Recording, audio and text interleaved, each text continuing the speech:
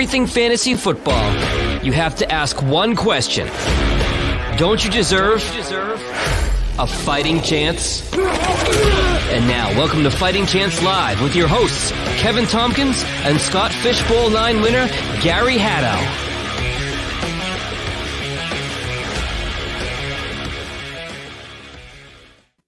Ladies and gentlemen, welcome into Fighting Chance Live. I am Kevin Tompkins of FightingChanceFantasy.com, and to my right, as always, my beautiful co-host, that's Gary Haddow. Gary, how are you, my friend? Man, I'm doing amazing. So excited that it's Wednesday to get to see your beautiful face. Yeah, I don't know about that. I'm a little under the weather, but we're adaptive here, and got to power through it for the dozens of people. So.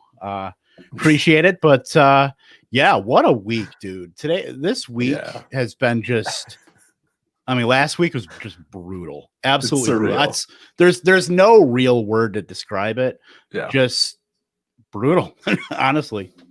And it's so concerning that I don't know it's the last Sunday that's going to happen. I'm nervous that this weekend we're going to see some more brutality, just because, I mean, we get a lot of injuries during preseason, and that's when players aren't playing a full allotment of snaps, and people haven't had the time to adjust their bodies, adjust their soft tissues in particular.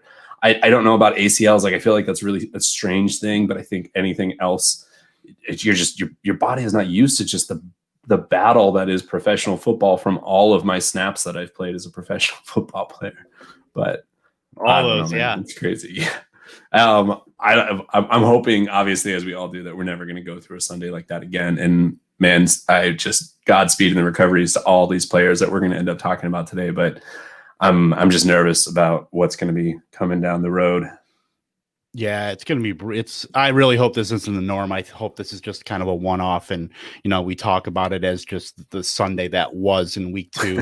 And hopefully just we can move on from there. But let's take a look back at week 2. At least there was football games played. There wasn't just injuries.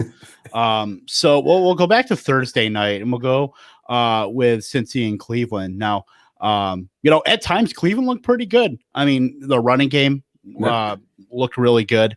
Joe Burrow at times looked really good as well. So I was especially from the fantasy point, you had Odell Beckham with that long touchdown. But closing that game out, was Kareem Hunt, not Nick Chubb. He was in spurts, but it was really Kareem Hunt. So there's a fantasy relevant role for both guys, and not like we thought it was going to be with Chubb as the runner in positive game scripts, and then Kareem Hunt out of the backfield. Yeah. Hunt was it looked like Kansas City Chiefs Kareem Hunt. Do you think that they're both RB2s, or do you still think that Chubb is a back end RB1 and Hunt is a back end RB2? I think Chubb's still a back end RB1. I mean, it really depends on how you view Cleveland. I mean, if you view Cleveland as maybe that 8, 9, 10 win team, then you're going to have a higher opinion of Chubb. I have not been in on the Browns, so I really faded Chubb throughout the offseason leading up to the season, and was really more of a Hunt guy just because of the value. But Chubb, when they're in positive game scripts, he's just he's a beast. I mean, there's no one way around it. So, he's going to get a lot of that work, obviously, in positive game scripts. Hunt, I'm really surprised that he got more of that closer role. So I really think he's kind of a mid to back end RB2. I mean, you're going to start obviously both confidence.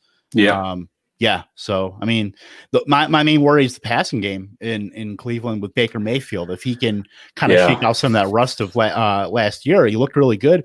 When that Odell Beckham touchdown. So, I mean, Jarvis Landry hasn't really done much either. Tight ends is kind of a wash for me. I mean, Hooper's droppable. I think Landry is still just getting healthy, and I think we'll see a back half Landry. It's just a matter of, are we going to see a back half this season Baker, or Baker is just, I don't know. He's just a letdown. I mean, he's just nothing that special. He's just a guy at this point. Right. It's tough to see. I mean, if Cleveland's going to be scoring 35 points a game like they did on Thursday, I mean, that there's going to be value there, but it's really tough with the amount of quarterbacks that we have in the league. Yeah. Because he doesn't really carry too much of a rushing floor, and that's the thing you want with your quarterbacks is you want something to buoy them up with the rushing floor. So, of course, I mean, it's tough with him, but if he could put some games together, then obviously things will change. But I'm not too confident in that. But speaking of that rushing floor, man, on the other side of the field. Joe Burrow, he continues to look good. If he has to scramble, he scrambles. I mean, he really brought that team back from what looked like they were just about to get their asses kicked, and almost got pretty close to almost winning that game, or at least taking the lead. And man, he looks good. For a rookie in his second game, he looks good, right? He's not blowing the doors off of anybody, but relative to where he is in his career, he looks great. The exact opposite can be said for Joe Mixon. Like, what the hell is happening there?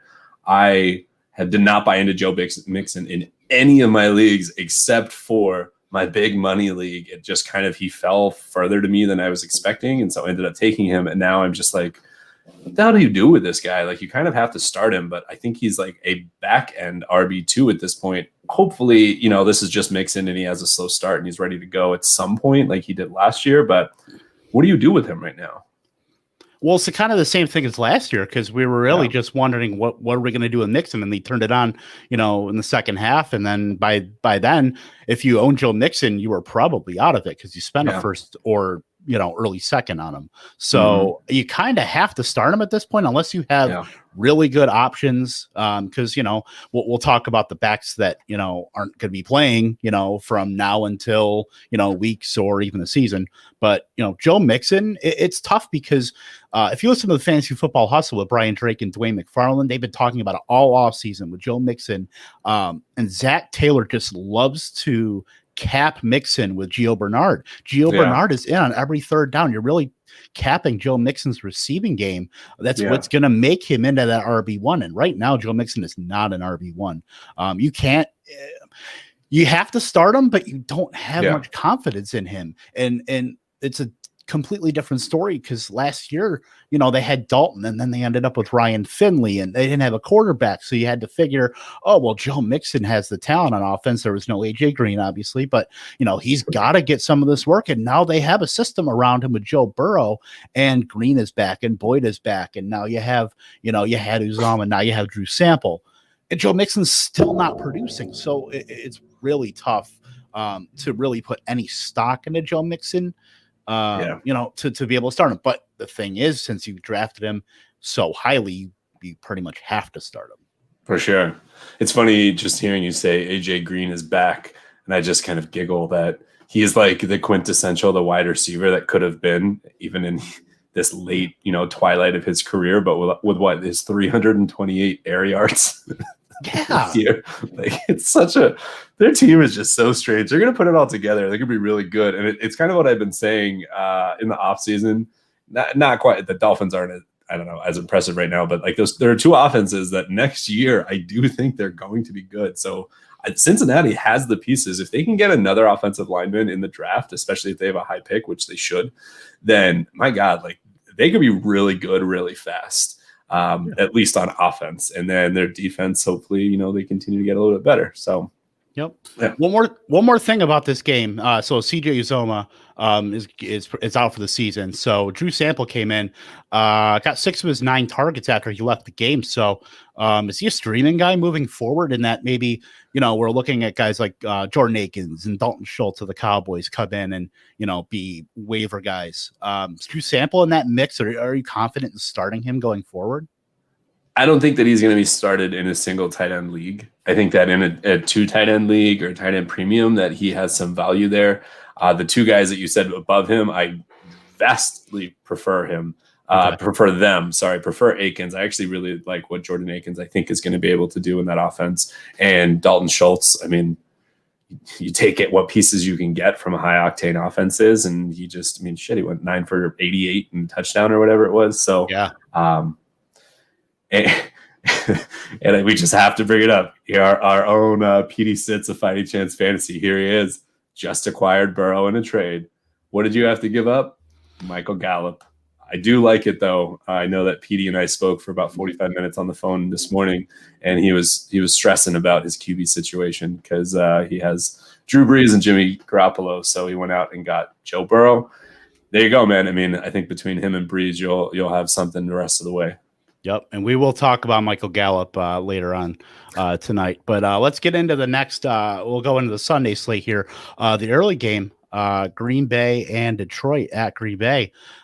So let's talk about Aaron Jones. I mean, it was 42-21 Green Bay. So clearly there was a lot of offense there, and pretty much the offense was Aaron Jones.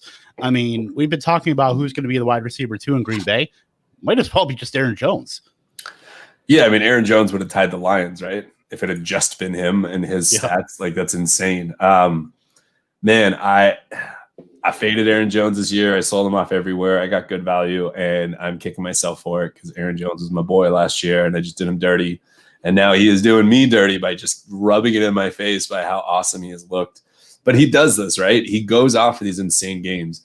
If he can eliminate the duds and at least just be decent enough in those, down weeks and get, 7 to 10 points, how is he not going to be a top 3 running back?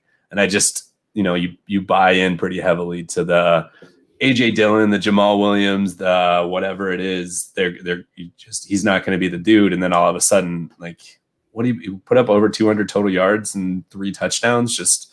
He's awesome. He's so much fun to watch. You're lucky that he's on your team. Yeah, I mean, we'll see if they decide to pay him, because that's the big thing. Are they going to pay him and keep him there? Otherwise, he's going to be gone, and we'll see what happens there. But yeah, Aaron Jones looks just like an absolute monster, and I faded him too. I'm happy to take the L on that. That's on me. But you know what, Devontae Adams. I mean, he was the first early second round guy, and he looked great week 1. Week 2 was off to a good start and then left with a hamstring injury. Now he wanted to come back in. He did. They kept him out. Should be good to go for week 3. So not too worried about that. When you look at the other receivers on that team, though, MVS, he's starting to assert himself. He got 7 targets. We thought it was going to be maybe 1 week, Lazard, next week MVS, but it's been MVS 2 straight weeks now, whether it's, Lazard next week to kind of buck that trend. But I think you have to roster and really think about, if you want some upside in your lineup, to put him in as your flex. MVS, I mean. Yeah, I agree. Man, I will eat my crow on like the Packers hate that I have just with the battle of Kip. If you're watching, the Packers look amazing, but they have played the Vikings and the Lions. I can't wait to actually see this game when this coming week it's going to be the Saints and the Packers. I think this is going to be a put up or shut up game even this early in the season, just to see who's for real and who's not. And we'll get to that later in Breeze and kind of his dud and see if that's legitimate. So, but right now, I mean, if you took Rodgers as the QB like 14, 15 in your league, potentially as your QB 2, you're looking pretty damn smart right now. Yeah, absolutely. He was pretty much a bargain basement. Everybody thought he was, and me too, because looking at the landscape, going into the season, it was pretty barren outside of Adams and Jones, and you were wondering, how are they going to survive on offense? But they've put up points every week, last 2 weeks. Man. So, I mean, you pretty much have to start Rodgers at this point. Yeah. While he's on that run, but like you said, we're going into a week with New Orleans. It's going to be a tough game. Maybe temper a little bit of expectations. You probably drafted him as your QB2, borderline QB1, so maybe you have a better option out there. But you could do worse with Aaron Rodgers. He's not going to kill you for sure. Yep.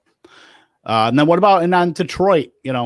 We'll talk about DeAndre Swift, because that was the guy when I watched that game. He was the guy that popped out to me. He looked great out of the receiving.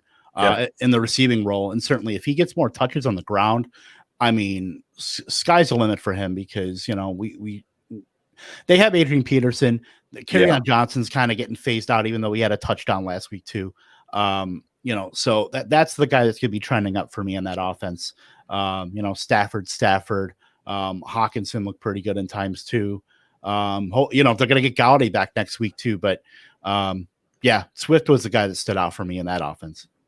it's so hard to just watch this offense without Galladay, and it just looks like they're missing something. You know, Marvin Jones is not a true one. He really needs to be something else. And as a 2, he'll be great. I think that it'll open stuff up for Hawk. Just the entire offense will flow better. What I really want to see is if or when Kenny Galladay comes back, is DeAndre still going to be relied on in the passing game? They always say that they're going to use pass catchers, but they haven't actually done it for a bit now until last game. So, yeah, it's just, I mean, it's Stafford. We were all super high on him. And so far, you know, I've gone out and traded for Russell Wilson because I didn't feel confident in Stafford for the short term. And Jimmy was my other quarterback. And it's like, I think that a lot of people are facing those situations where they took Stafford as potentially, you know, the QB 9, 10, 11. And all of a sudden they're like, wait, I'm getting the QB 17, 18, 19. What the hell do I do now? But once Kenny comes back, it changes the entire offense and how they're going to play and their play action game and everything. So, better times ahead, and hopefully it works out. Yep, absolutely. So the next game here, Giants and the Bears, you know, the big story here, Saquon Barkley, torn ACL, out for the season. Here comes 0-12 in my Scott Fishbowl. Probably not, but obviously. Someone's got to do it, Kevin. I know. They play. Well, here's the thing. You and me have been talking about, you know, if Daniel Jones can play, you know, a good portion of the season with all those guys together, Tate, Shepard, Slayton, and Barkley and Ingram, and they got 1 quarter to play together. 1 quarter. And then the first play of the second quarter, Barkley tears his ACL. I mean, just absolutely brutal. You feel for the guy. So right now you're talking about Daniel Jones. He didn't throw a touchdown in this game. You know, he didn't throw, you know, Ingram did all right. Shepard for the whole game. Sterling Shepard's going to miss a week now. Yeah, he's injury at the minimum of a week. I mean, turf toe. I don't know if it's turf toe, but whatever the toe injury is, those things they're a bitch to come back from. It turns out you need your toes to run. Yeah, who knew? I mean, we're not medical professionals here, but I mean, I would say that's a pretty solid analysis here.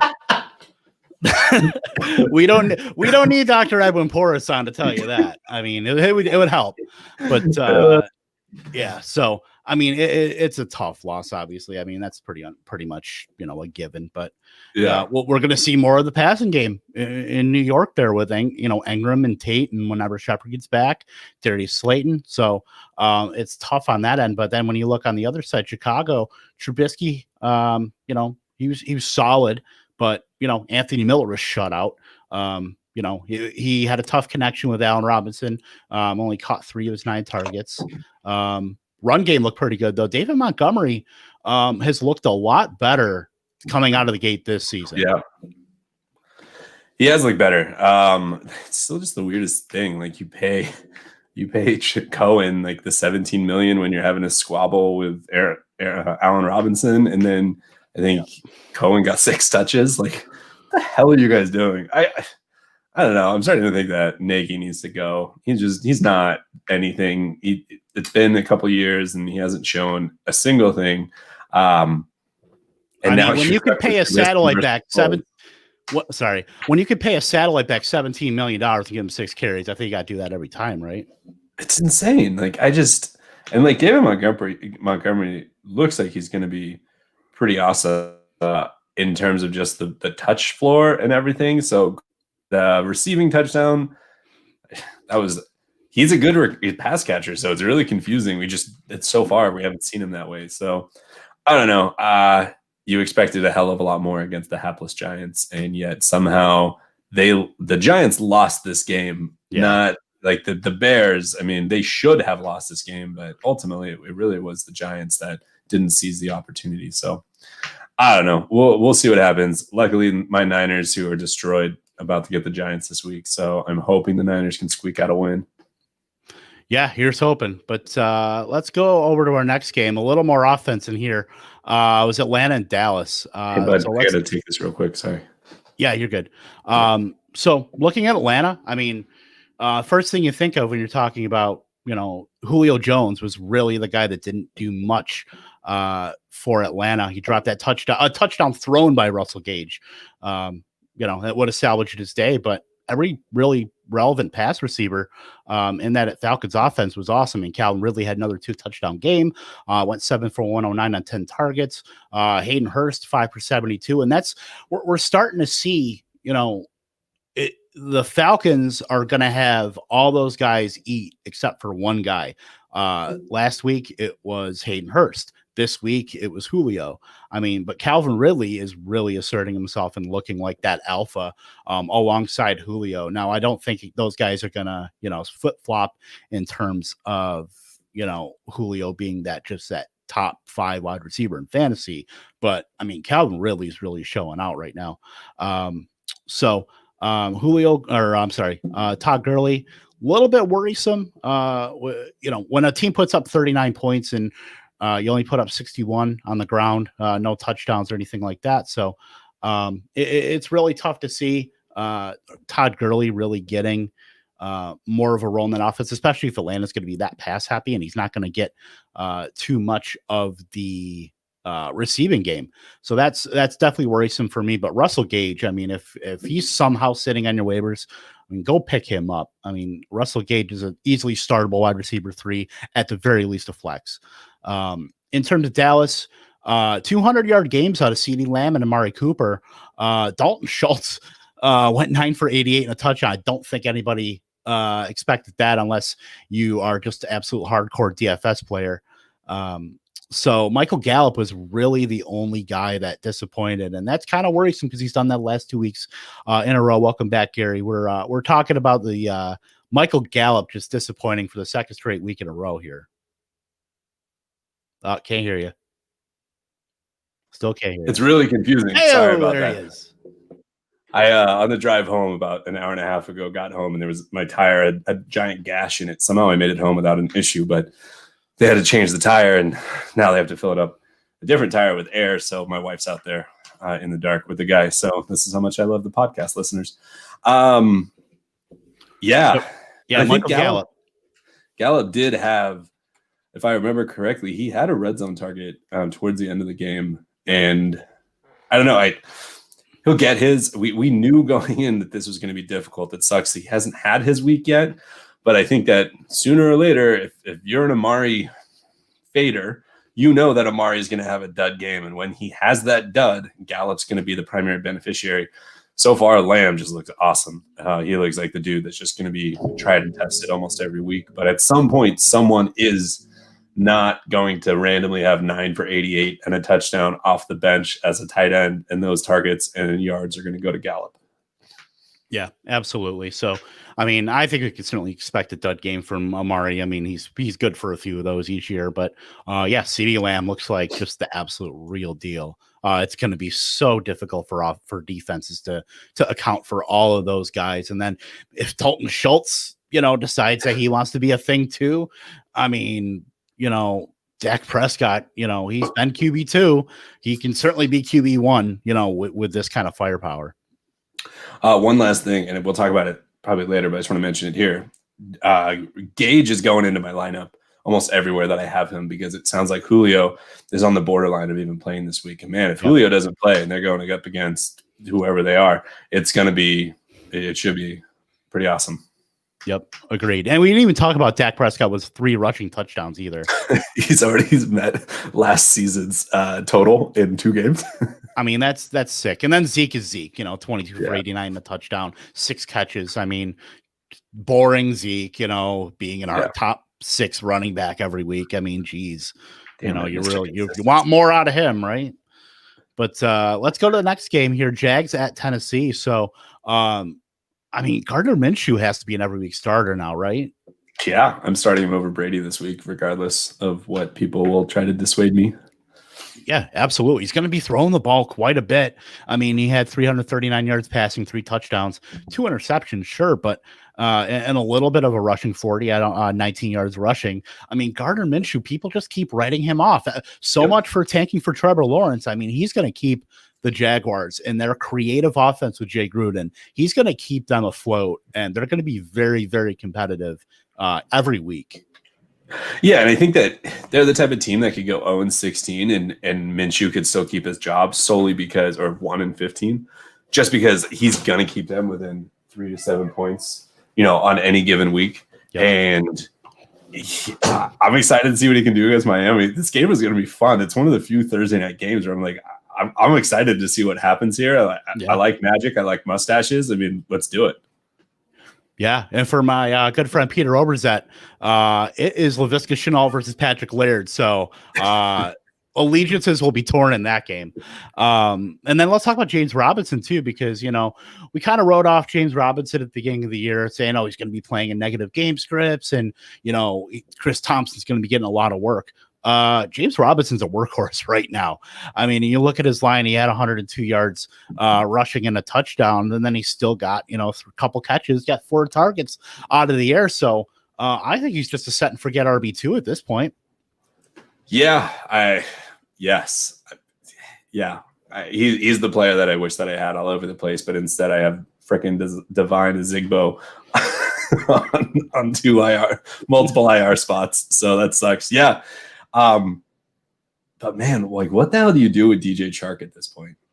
I mean, DJ Chark may not play tomorrow, so that's another kind of wrench in him. And you're talking about a guy who pretty much got Chark everywhere he could. Absolutely love the guy, but I mean, right now he's kind of, even when he's playing, he's taking a bit of a backseat to Keelan Cole, and it's tough to see. But if he doesn't play, I could see Keelan Cole, kind of being that one. Laviska Shenault still getting about the same role, maybe a little bit more volume. Maybe Eifert sneaks in there too, because he played a lot of slot last week too. So it's really, they're going to get by on that offense because that offense is so creative and keeps you on your toes.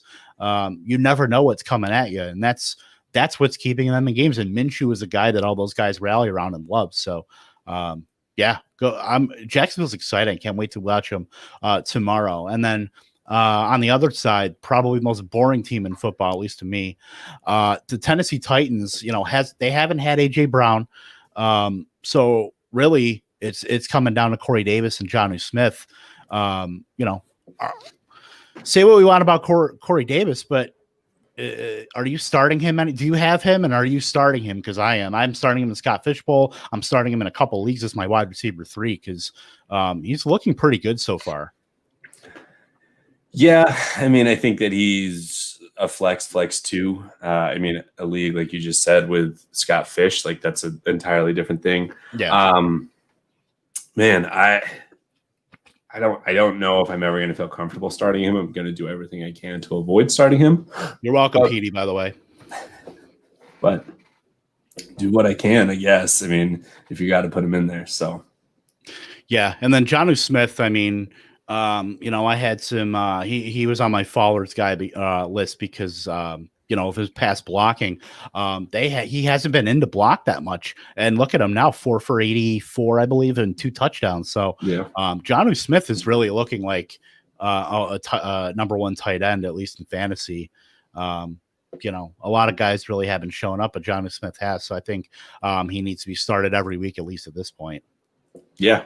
Definitely. It's going to suck because you're going to get some duds from him, but that's just the nature of the kind of the player that he is. But ultimately, Derrick Henry hasn't had his games yet. And until then, I mean, they're going up against the Vikings this week. Tannehill has got to be pretty much a start of the week, I would imagine, for a lot of people. We will see, because I have yet to put mine up. So we'll take a look certainly tomorrow when I put that article up on fightingchancefantasy.com. Moving on to the next game, San Francisco at the Jets. So, I mean, we thought this was a tone setter. Raheem Mostert ripped off that 80-yard touchdown to start the game on the first play. And now he's going to be out. Tevin Coleman's going to be out. So right now we're looking at Jerick McKinnon as the starting running back. And he pulled up 77 yards rushing and a touchdown. So, next guy up, Kyle Shanahan loves to use all those running backs. And McKinnon, we're starting to see why they paid him that money. Going forward, we know Coleman's going to be out for a little bit. We know Mostert's going to be out for a bit. I know you being the 49ers fan, you're loving McKinnon getting this run, right? Yeah, I mean, it's like at what cost? But did you know that Mostert had like a 54-yard touchdown also, and that it got called back on a penalty? So, dude was just going to be just tearing it up. This just sucks. it'll be really interesting to see how the rest of the Niners defense comes together for the next rest of the season, but especially for the next few games with Bosa and Solomon Thomas out. Yeah, it's tough. It is tough. Really and then just like trying to move forward on to look at next week. Yeah, and they got to do that without Jimmy Garoppolo either. They're going to have to start Nick Mullins. I believe it was a high ankle for Garoppolo, so you're looking at probably 2 to 4 weeks. 2 minimum, obviously, with that, and that's tough, to come back from, especially after.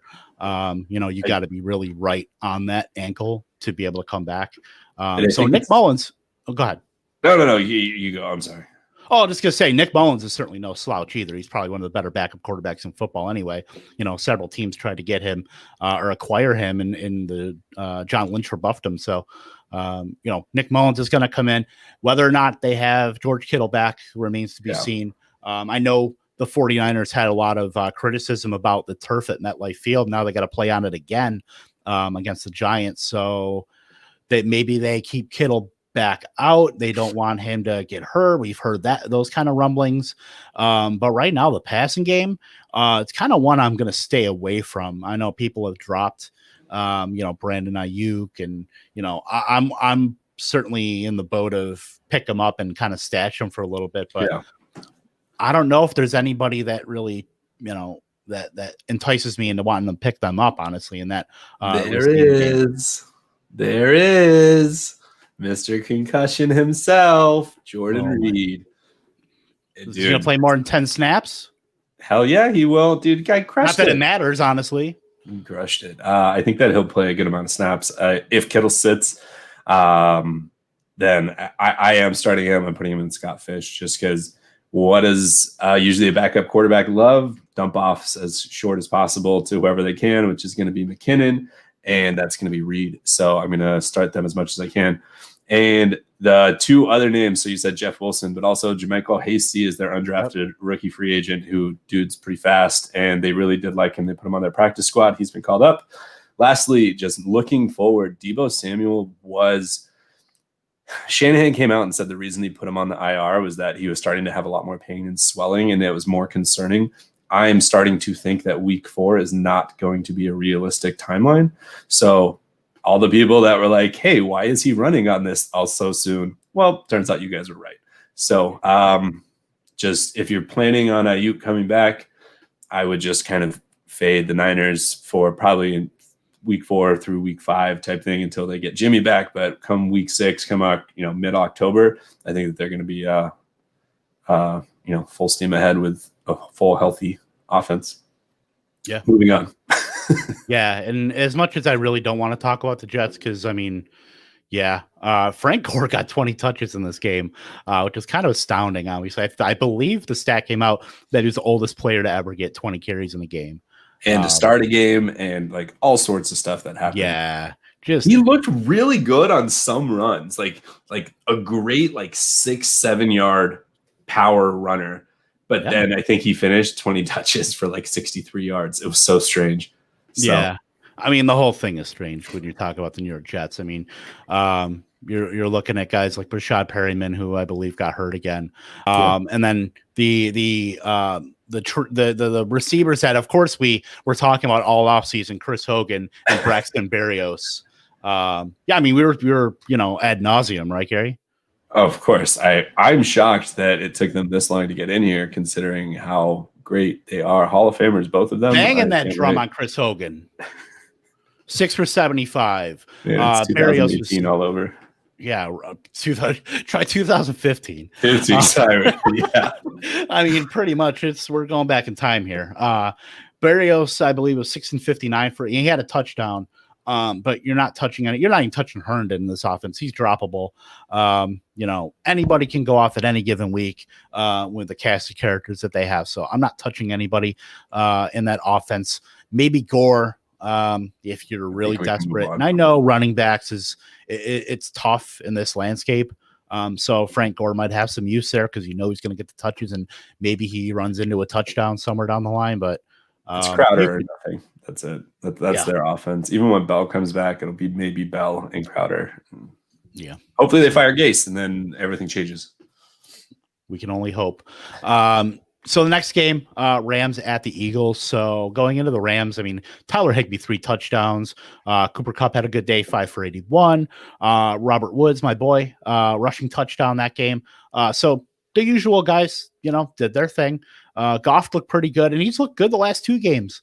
Philadelphia's defense is just absolute. It's confusing. Just their personnel and just the absolute drop off that they had. I mean, if you can make Darrell Henderson look good, you got issues. Had 121 total yards and a touchdown. And he led the backs in touches as well. Cam Akers, who we were touting as a guy who could lead this backfield, left the game with rib cartilage. Separation or something like that. And then Malcolm Brown broke his pinky. So I don't feel good. I don't feel good about this backfield. You're owning any Rams for the passing game. Oh, I really like this backfield when it's one of them. I don't like this backfield when it's all 3 of them.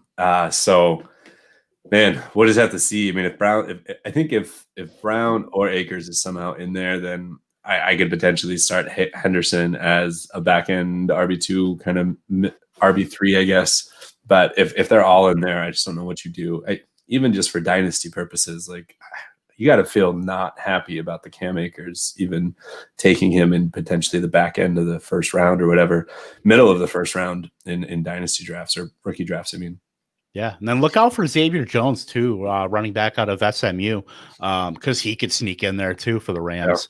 So that's been a guy that's been getting a little bit of buzz lately, especially with those guys hurt. That's a guy that could work his way into touches. So keep him in the back of your mind too. But going over to Philadelphia, I mean, Carson Wentz, I had him on a couple rosters and he has been dropped. I'm not. Yeah.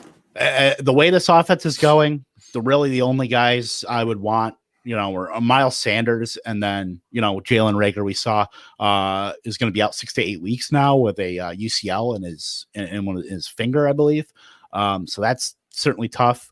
We're not touching any other wide receivers really.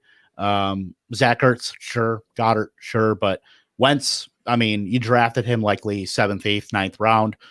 You could safely drop him, I would say, right, Gary? I think you can drop him. I'm still on the fence about Djax because now that Reagor's out, it's like, man, is Djax going to be more? That Djax had 0 targets in the first half of the game, and then he came back with a 6 for 62 line. They obviously need to use him. They're ridiculous not to, and I can't help but I don't need to start him wherever I am, but I always just feel like the week I don't start him is when he's going to hit up like 150 and 2. That's why you get him in best ball, my friend. That is absolutely why. So, yeah, it's just a confusing situation, really, and just all around. And Doug Peterson's going to have to swallow hard and answer some questions here about how that makeup of the team. Same with Howie Roseman. It's really a tough situation there. But let's move on here. Carolina at Tampa Bay. So, it's funny. Every other week we would be talking about this, but there's so many storylines going on, and only second to Saquon Barkley's ACL injury was Christian McCaffrey leaving the game with a high ankle, and now he's been placed on the short-term IR. So in his stead comes Mike Davis, who is no slouch. We saw him in Seattle. We saw him in Chicago last year. San Francisco. In San Francisco. Yeah, that's right. He's a good pass receiving back. He's not going to do a lot on the ground, but he's going to be good, especially in PPR format. So Mike Davis was probably the number 1 claim in a lot of leagues, for the next few weeks. Now, I haven't looked at Carolina's schedule. I'm going to pull it up right now, but Mike Davis, okay, at the Chargers versus Arizona, at the Falcons versus Chicago. That's it's not a bad schedule for Mike Davis. I don't mind him, starting him in a majority of those games. Revenge game. Yeah, he's got that one at the end, certainly. But yeah, how do you feel about Mike Davis being an RB2?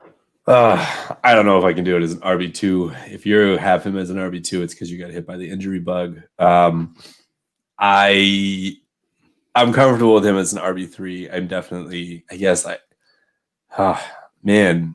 I just don't know. Like, if you lose CMC, you probably had him so that you could go wide receiver heavy and then maybe just get some other mid-range running backs that if they haven't panned out, then Mike Davis is going in.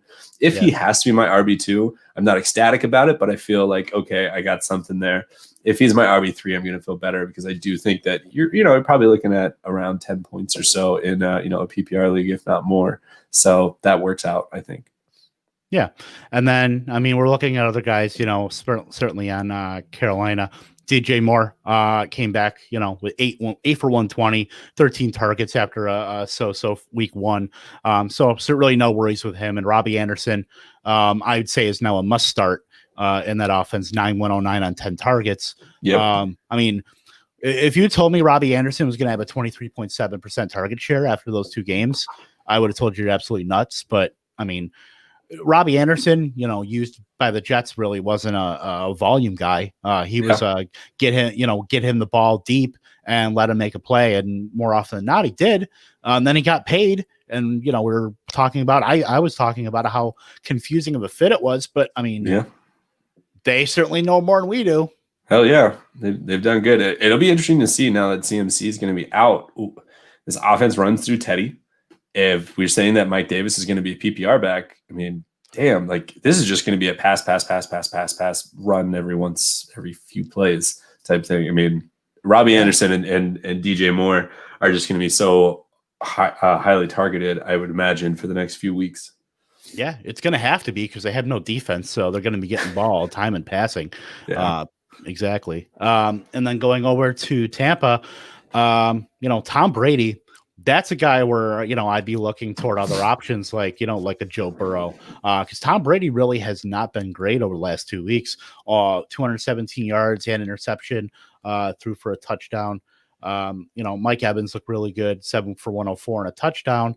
Other than that, Scotty Miller only had 2 catches, I'm sorry, and only 3 targets. So the rest of that offense isn't looking too great. Hopefully, I mean, Chris Godwin clear concussion protocol, so at least he's going to get those 2 weapons, and that should certainly give him a jolt. But I'm not super enthused about Tom Brady right now. Yeah, I think Tom Brady is, if I can afford to sit him, I'm just going to sit him. I'm going to be wrong 1 week, and that's the week where I'll happily start putting him back in. But, it's hard to say because like the week 1, they were against the Saints and we had a banged up Evans. Week 2, there was no Godwin. And so, where do we go from here? Once they're in a more competitive game, maybe it'll be different, but I'm not sure if that competitive game is going to come this week against the Broncos. Yeah, it's certainly tough to trust there, even though they have, a pretty bad secondary, but, we'll certainly see. But I would say at this point, Leonard Fournette's going to be the running back to own in Tampa, I think, after an exchange snap or a bobbled snap, I should say, a handoff. Wow, easy for me to say, between Brady and Ronald Jones. Leonard Fournette got a lot of that work after that and got over 100 yards rushing. So, I think Leonard Fournette right now is the guy, unless Ronald Jones gets back in their good graces and maybe it's going to be a split, but I can see them just rolling Fournette the rest of the way. I'm happy to not start either of them to wait and figure out, what happens here. I do think that Fournette probably fits the offense just a little bit better just because he can just churn out some of the yards. And we obviously know that he has some pass catching chops, but I don't know, man. This offense is just so weird. They'll get there. It's early. It's a brand new offense, brand new quarterback, all that stuff. So they'll get there. But, these are the pieces that you want to have now. Figure out ways around starting them other than Evans and Godwin if you can. But then come, week 6, 7, 8, back half the season, all of these guys are probably going to be high octane players. Right, exactly. And one more thing, I think we can all safely assume, just drop Gronkowski. He has a 73% snap share in 2 games. He only has 4 targets combined in those 2 games. He only had 1. Yeah, I think he's a safe drop, at least right now. I mean, I don't think that connection is going to be happening anytime soon. As I say that, he will probably go 8 for 109 and 3 touchdowns next week against Denver.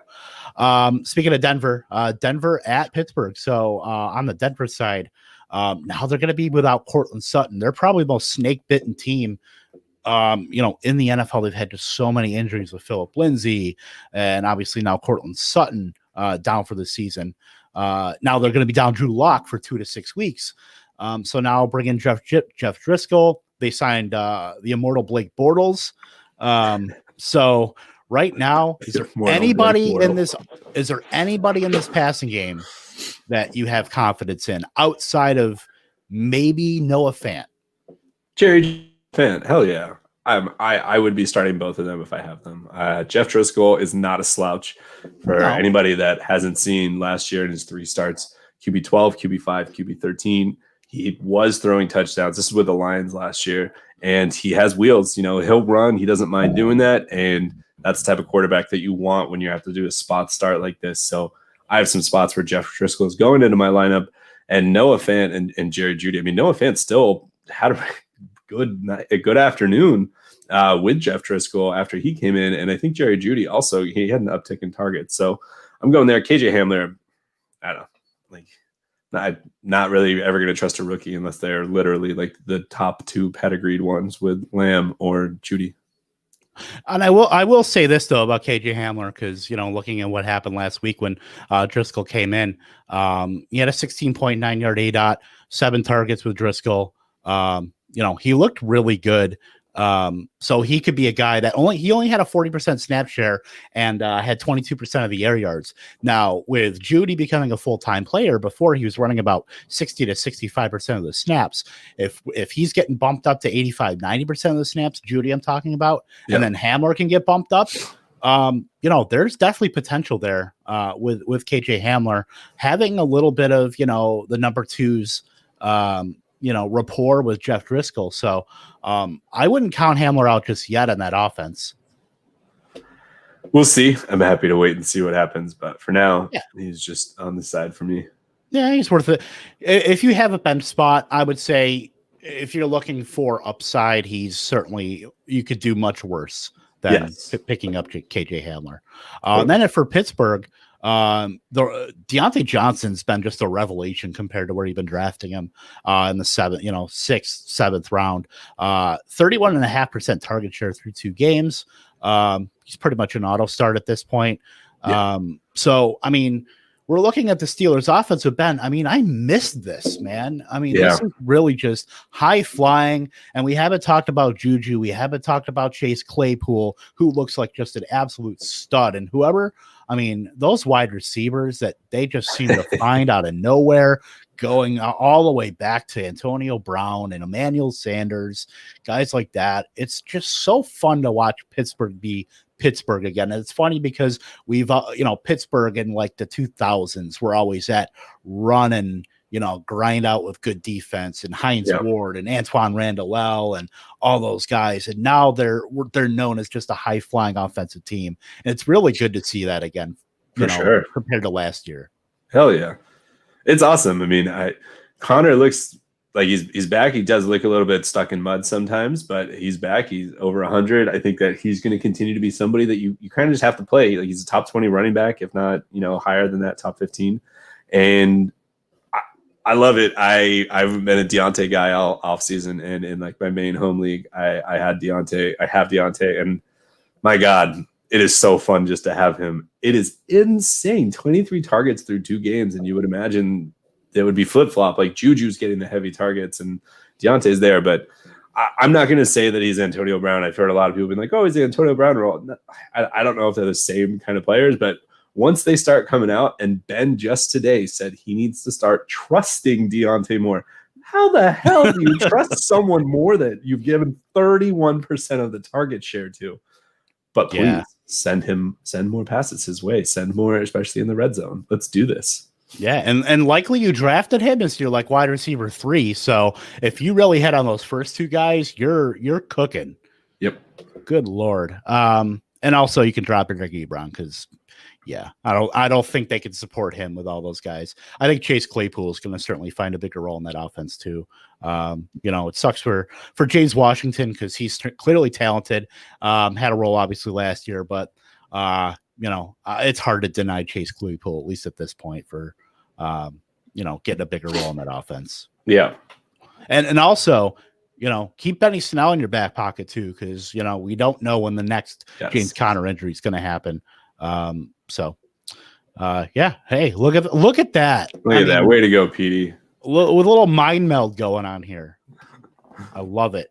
So let's go to kind of an ugly game here, Minnesota at Indy. So Kirk Cousins looked just absolutely terrible, but aside from that, he's still able to support Adam Thielen with a 31.5 target share, percent target share. Dalvin Cook is still a stud, but I mean, there's nobody else, to even consider in that offense. It's really a tough offense to get behind other than those two studs. And there ain't much to say about Minnesota, honestly. Just a depressed offense, just like how all of the fans must feel right now. We thought that Gary Kubiak was going to be the magic sauce to revitalize everything. And here we are somehow starting off the season the same way they did last year. It just drives me nuts. I love Adam Thielen. I think he should be awesome. And somehow here we are with Mr. Grilling My Steaks in aluminum foil, Kirk Cousins. So we'll see. Oh my God. Water flavored ice cream. Kirk Cousins. So going to Indy now. I mean, Paris Campbell, we all had such high hopes that, I certainly did too. Banging the drum for Paris Campbell. He is now out with a PCL injury, out indefinitely. We don't have a timetable for him. But that did open up things for Michael Pittman, the rookie from USC, who he did lead the Colts in snaps and routes run at wide receiver. And then Mo Alley Cox came out with Jack Doyle sidelined, put up 111 receiving yards. And then there's Jonathan Taylor, who everybody was all, on the Jonathan Taylor train, and he certainly delivered. And that at the expense of Nyheim Hines, who's just relegated to the spot duty and did next to nothing. I mean, and look at it this way, Jonathan Taylor led Nyheim Hines also in routes run too. So, if you're really putting the chips behind Nyheim Hines, based on that Marlon Mack injury, I think it's kind of, curtains for Nyheim Hines, I would say, with Jonathan Taylor in town. I disagree. I think that everybody is way overblowing the fact that Hines did nothing in this game. At the end of the first quarter, the Vikings were up 3-0. At the end of the second quarter, it was 15-3 for the Colts. And then from there, the Vikings didn't even score until the fourth quarter again. I think that in more competitive games, which are sure to come, Hines is going to be involved. Taylor looks awesome, and that's fine. But if I'm Frank Reich and I'm thinking about the playoffs, no matter what, you plan to have Mack and Taylor be splitting. Hines is going to be involved. I hope nobody's dropping Hines, just like I hope nobody's dropping Snell. But Hines will have a role regardless of Taylor. Whereas Snell's role is now relegated to just a handcuff. Yeah, I think Hines will have a role. Don't get me wrong, but I mean, people were already anointing him as RB2. Just based on that 1 week. Now Jonathan Taylor's in town. I mean, I certainly think Nyheim Hines is worthy of being on your bench. I don't think anybody should be, hasty and dropping him. I just don't think that he's not going to return. Every other week running back to.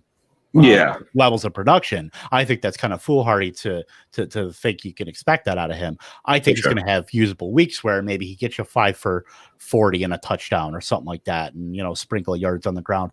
Really, the guy I'm looking at and would be a good stash would be like a guy like Jordan Wilkins, who could see a little bit of work too. And we'll see what happens with that, because I don't think they want to just anoint Taylor as the guy and then just run him into the ground. I don't think they want to do that. So I think they're going to be a little bit more cautious with him and let, whether it's Wilkins or someone else, so I think that's a guy to also think about as well. Not the end of your bench, but just keeping a watchful eye on him and seeing what goes down in Indy. And then we'll go to the next game here, Bills at Dolphins. So 2020 NFL MVP Josh Allen. Let's fucking Bo. Come on. That's right. Absolutely. 100%. So, yeah, Josh Allen is. Thank you. That's right. Absolutely. Love you, Bo. So Josh Allen's looked fantastic through 2 games. Right now, he's the MVP of the league. What a difference Stephon Diggs has made for this offense, because this is an offense that can score with people. So if they need to get in a shootout, they can win different ways. They can win it if they have to run the ball. They can win it if they have to pass the ball.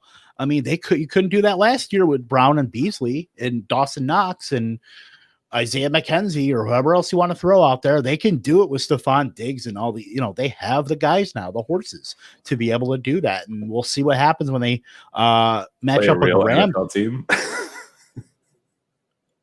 Dude, they played the Jets and the Dolphins. I'm so concerned that we're all like get slapped in the face. I'm sorry. I love Josh Allen. I think he looks awesome this year, but I am nervous. Take this from a guy who was born and raised in upstate New York in Syracuse that had to sit through 34 years of Buffalo Bills on my TV every single week. Yeah. And if you have me as a friend on Facebook, you've seen a decade of me trashing the Bills. The Bills are a 12-win team this year. I'm sorry. I'm going out on a limb. Josh Allen is, if he's not MVP, he's in the top 3. Josh Allen looks fantastic. He does. And I'm still nervous about what happens if this comes crashing down to earth against the Rams. CP's got my back. I don't actually think the Rams are a better team. I like the Bills more. I think they're a really fun team, but I'm just nervous, So let's see. I really want to be wrong. My Scott Fishbowl team wants to be wrong. I think Josh Allen deserves all the praise that he's getting. Let's see what happens next week. Yeah. If you want to crown them, crown their asses. Let them off the hook. But no, they look fantastic. We'll see what happens. So certainly a long season. Anything can happen. But on the side of Miami, I mean, we're looking at Jordan Howard and Matt Breida as being, a 1-2 tandem. And then in comes Myles Gaskin to just absolutely KO everybody in that backfield. And now the job is his, based on snaps last 2 weeks, targets, you name it. So, I mean, Miami's not a great team, but I mean, is he at RB2 at this point? No, he is not an RB2. I would rather play Hines on a week-to-week than I would play Gaskins. Oh, is there a bet coming here? We can do a bet. You're talking about a 3 or 4-way split in a backfield that Gaskins happened to be the guy this week. I'm not in. Okay, we'll figure it out. We'll put it on let's Twitter. Do the $5. God, I only said Hines. Are we doing total fantasy points, or what are we doing here? Yeah, we'll do total. Starting from week 3, Myles Gaskin versus Nyheim Hines. Oh, we're doing next week. No, well, start clean slate. For the rest starting of week season. 3. All right, let's do it. All right, put on the board. I don't have a ding or a bell or anything like that. Bo would rather play Jennifer Garner. Okay, put it in the notes app. Yeah, I will. I would rather play Charlie Garner than Jennifer Garner. So as far as Miami goes, they get Jacksonville obviously tomorrow.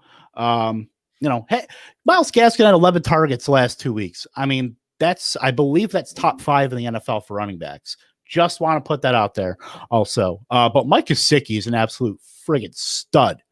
Yes. That's all I'm going to say. I was looking online. I saw Adam Levitan tweeted something about Mike Gesicki. He's run a route on 63 of 86 dropbacks.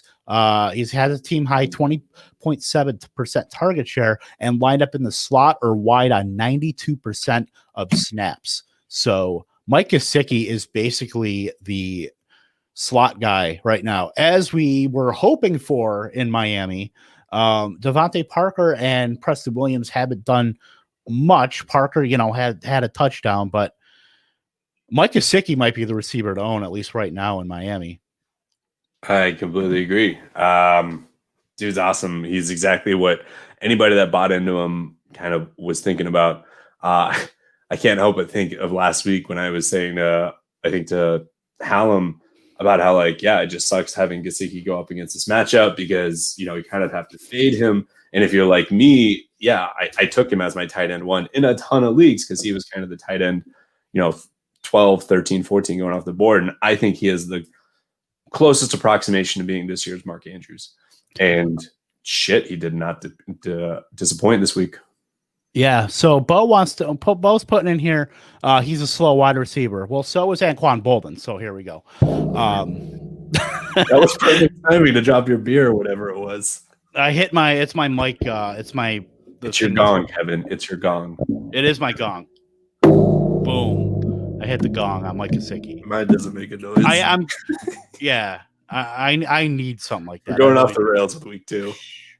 All right, so we really are, because we've spent an hour on this. So let's blow through these real quick. Washington at Arizona. Antonio Gibson's got this backfield in a stranglehold right now. He's ran more routes than J.D. McKissic. He had 13 carries and a touchdown. So everything's looking great there. Logan Thomas is a thing. He's getting targets. Maybe the reporters not quite there with Haskins.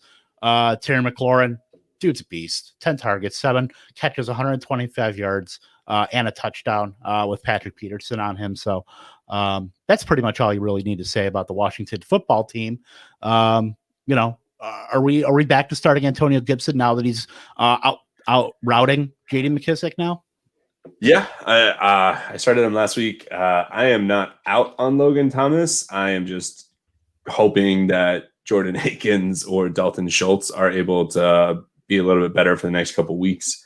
And Terry McLaurin is just so awesome to watch. He is awesome. And aside to Bo, hear about their offense is my favorite thing in DFS this week. They were my favorite offense last week. And I told Chase that, and he didn't want to listen to me because I did stack Arizona with 2 Washington bringbacks. So that won me $9 American last week on DraftKings. So just want to put that out there. And then for Arizona, Christian Kirk may not play. He's got an injury in practice today. But right now it's tough to start him. And I'm a Christian Kirk guy, and I love the guy, but he might be behind Fitzgerald right now in that pecking order. But Kyler to Hopkins, that's money. Yes, it is amazing. Kyler to himself, also money. I mean, the guy's also one of the top 10 in terms of rushing yards too. Right now, crazy. I believe it's so nuts. I think we might have been a little low on Kyler. Industry wide. I think we were high on the offense and low on Kyler, which it feels very weird to say. Yeah. Because Drake has not done that much. I've seen a lot of hype for Drake, for Kenyon Drake this week going against the Lions. So I'm excited for that. Hopefully it comes true, because love me some Kenyon Drake all over the place. But man, Kyler is just, I'm curious to see how well this team's going to do. Like from an actual, they're going to make it into the playoffs on just the feet of Kyler and the hands of Hopkins. So it's enough. And their defense doesn't look terrible. They definitely are better than last season. Yeah, absolutely. They're doing enough, and we'll see once they really get into their conference, or in their division, I should say. Whether that's going to be enough. But we'll move on to at least one of my games of the day, because it was a really fun game to watch. Was Kansas City and the Chargers. So if you're looking at Kansas City, your studs were studs. I mean, CEH, maybe didn't do great on the ground, but he was in the passing game quite a bit. Patrick Mahomes, ho-hum, 302 yards and 2 touchdowns, added 50 on the ground too. And then Tyreek Hill and Travis Kelce both had a touchdown. So not really a lot of news there. With the Chargers, though, Justin Herbert got the surprise start and looked fantastic. Looked awesome. Yeah, and the nerve of Anthony Lynn to say that Tyrod Taylor is going to start next week, but now we found out that the team doctor punctured his lung. Whether he's an inside agent for Justin Herbert, we have yet to see. But Herbert will be starting week 3. So, I mean, he looked fantastic, honestly. I mean, he kept that. He was the ceiling on this team. The Chargers could make some noise with the defense that they have. And I believe I said this too. And hey, that's a bet. I believe I just won that, by the way, the Tyrod Taylor bet. Oh yeah, 100%. Yeah, 100%. That no question whatsoever. That's a victory lap. I don't get many of those, but I want Herbert to start the rest of the season, no question. For nothing less, I want those freaking RB targets that are going to Eckler and Kelly. Those need to be there. They need to increase. This offense is so much fun when the running backs are involved with Mike Williams, Keenan Allen. And the most impressive thing about the Herbert start was that everyone was like, oh, well, he must have known. No, like literally he found out less than an hour before the game started that he was going in. Petey, You're starting Herbert. Don't start Mayfield. Don't be silly. Yeah, you're starting Herbert. 100%. So I'm hoping he's there for a while. Yeah, absolutely. I have a question in the chat here. Anyone know a good tire guy? I would have gone to Good Tire. Good Tires are us. To find a good tire, but her AAA is pretty good too. So they are pretty good. Luckily, I had a spare. On brand here. Costco could be. But Joshua Kelly got 23 carries in that game. I would say he's at the very least worthy of flex consideration. Yep. Just based on the work. He's looking like the Melvin Gordon right now. I am dropping Zach Moss for him, hopefully getting him in waivers that run in 21 minutes. Yeah, I honestly don't mind that. And you know how much of a Zach Moss guy I am. It's tough scene here in the landscape of fantasy football, but totally 100% back that move. Baltimore at Houston. So, we wanted to anoint J.K. Dobbins as the next big thing. I think we got to, pump the brakes on that a little bit. I have to interject. This should have been foreseen. I thought it was just going to be a solid Ingram day, but I think we just have to believe Greg Roman. Greg Roman says we are going to rotate every week, and we just have to believe it. I don't necessarily think this is going to be the Dobbins game because they're playing against KC, but I think we're about to have another Dobbins game, either this one or next week, and you're never going to know. So he miss that block? I wasn't too sure if he was supposed to be going out for a screen.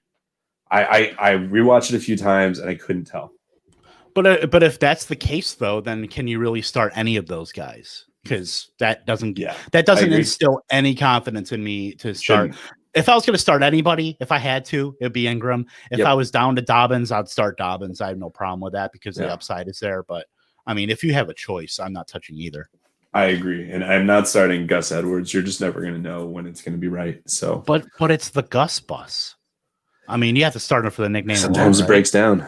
Sometimes it breaks down. Yeah, then you got to get a new tire, and then we know how much of a hassle that is. So this game was actually interesting in that they were so up on the Texans, almost kind of like how things were going with the Browns, that I don't know. The offense just didn't do anywhere near what I thought it would. I'm starting to think that the Texans defense is better than we are giving them credit for. And in particular, their front is better than we're giving them credit for, because now JJ Watt is pretty much back to being JJ Watt. It's not something that I'm going to fade the guys that I'm going against, but I'm going to temper my expectations moving forward. Lamar actually got sacked more times than you would expect Lamar. Yeah, that's absolutely fair. So we'll see what goes on with that. I mean, Mark Andrews had a subpar game, but not worried.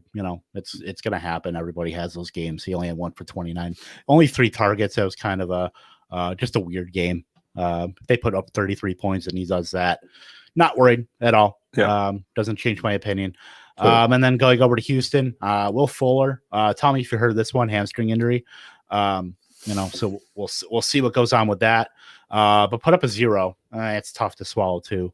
But he's not even on the injury report. It's so weird. He was out for a quarter and then he went back and he still had 0 targets. I honestly this is Marlon Humphreys was on him. I think that Fuller, I'm not starting him this week. No, I don't know if anybody could feel comfortable starting him, but he will be back in my starting lineup before the end of the season. Yeah. That's how far out I'm predicting. I get it. Absolutely. And then you look at Jordan Akins, 7 for 55. That's got to put some confidence, at least in a little bit of that Houston Texas offense outside of Fuller. Cooks had a pretty good game too, 5 for 95, but he's on the injury report now too.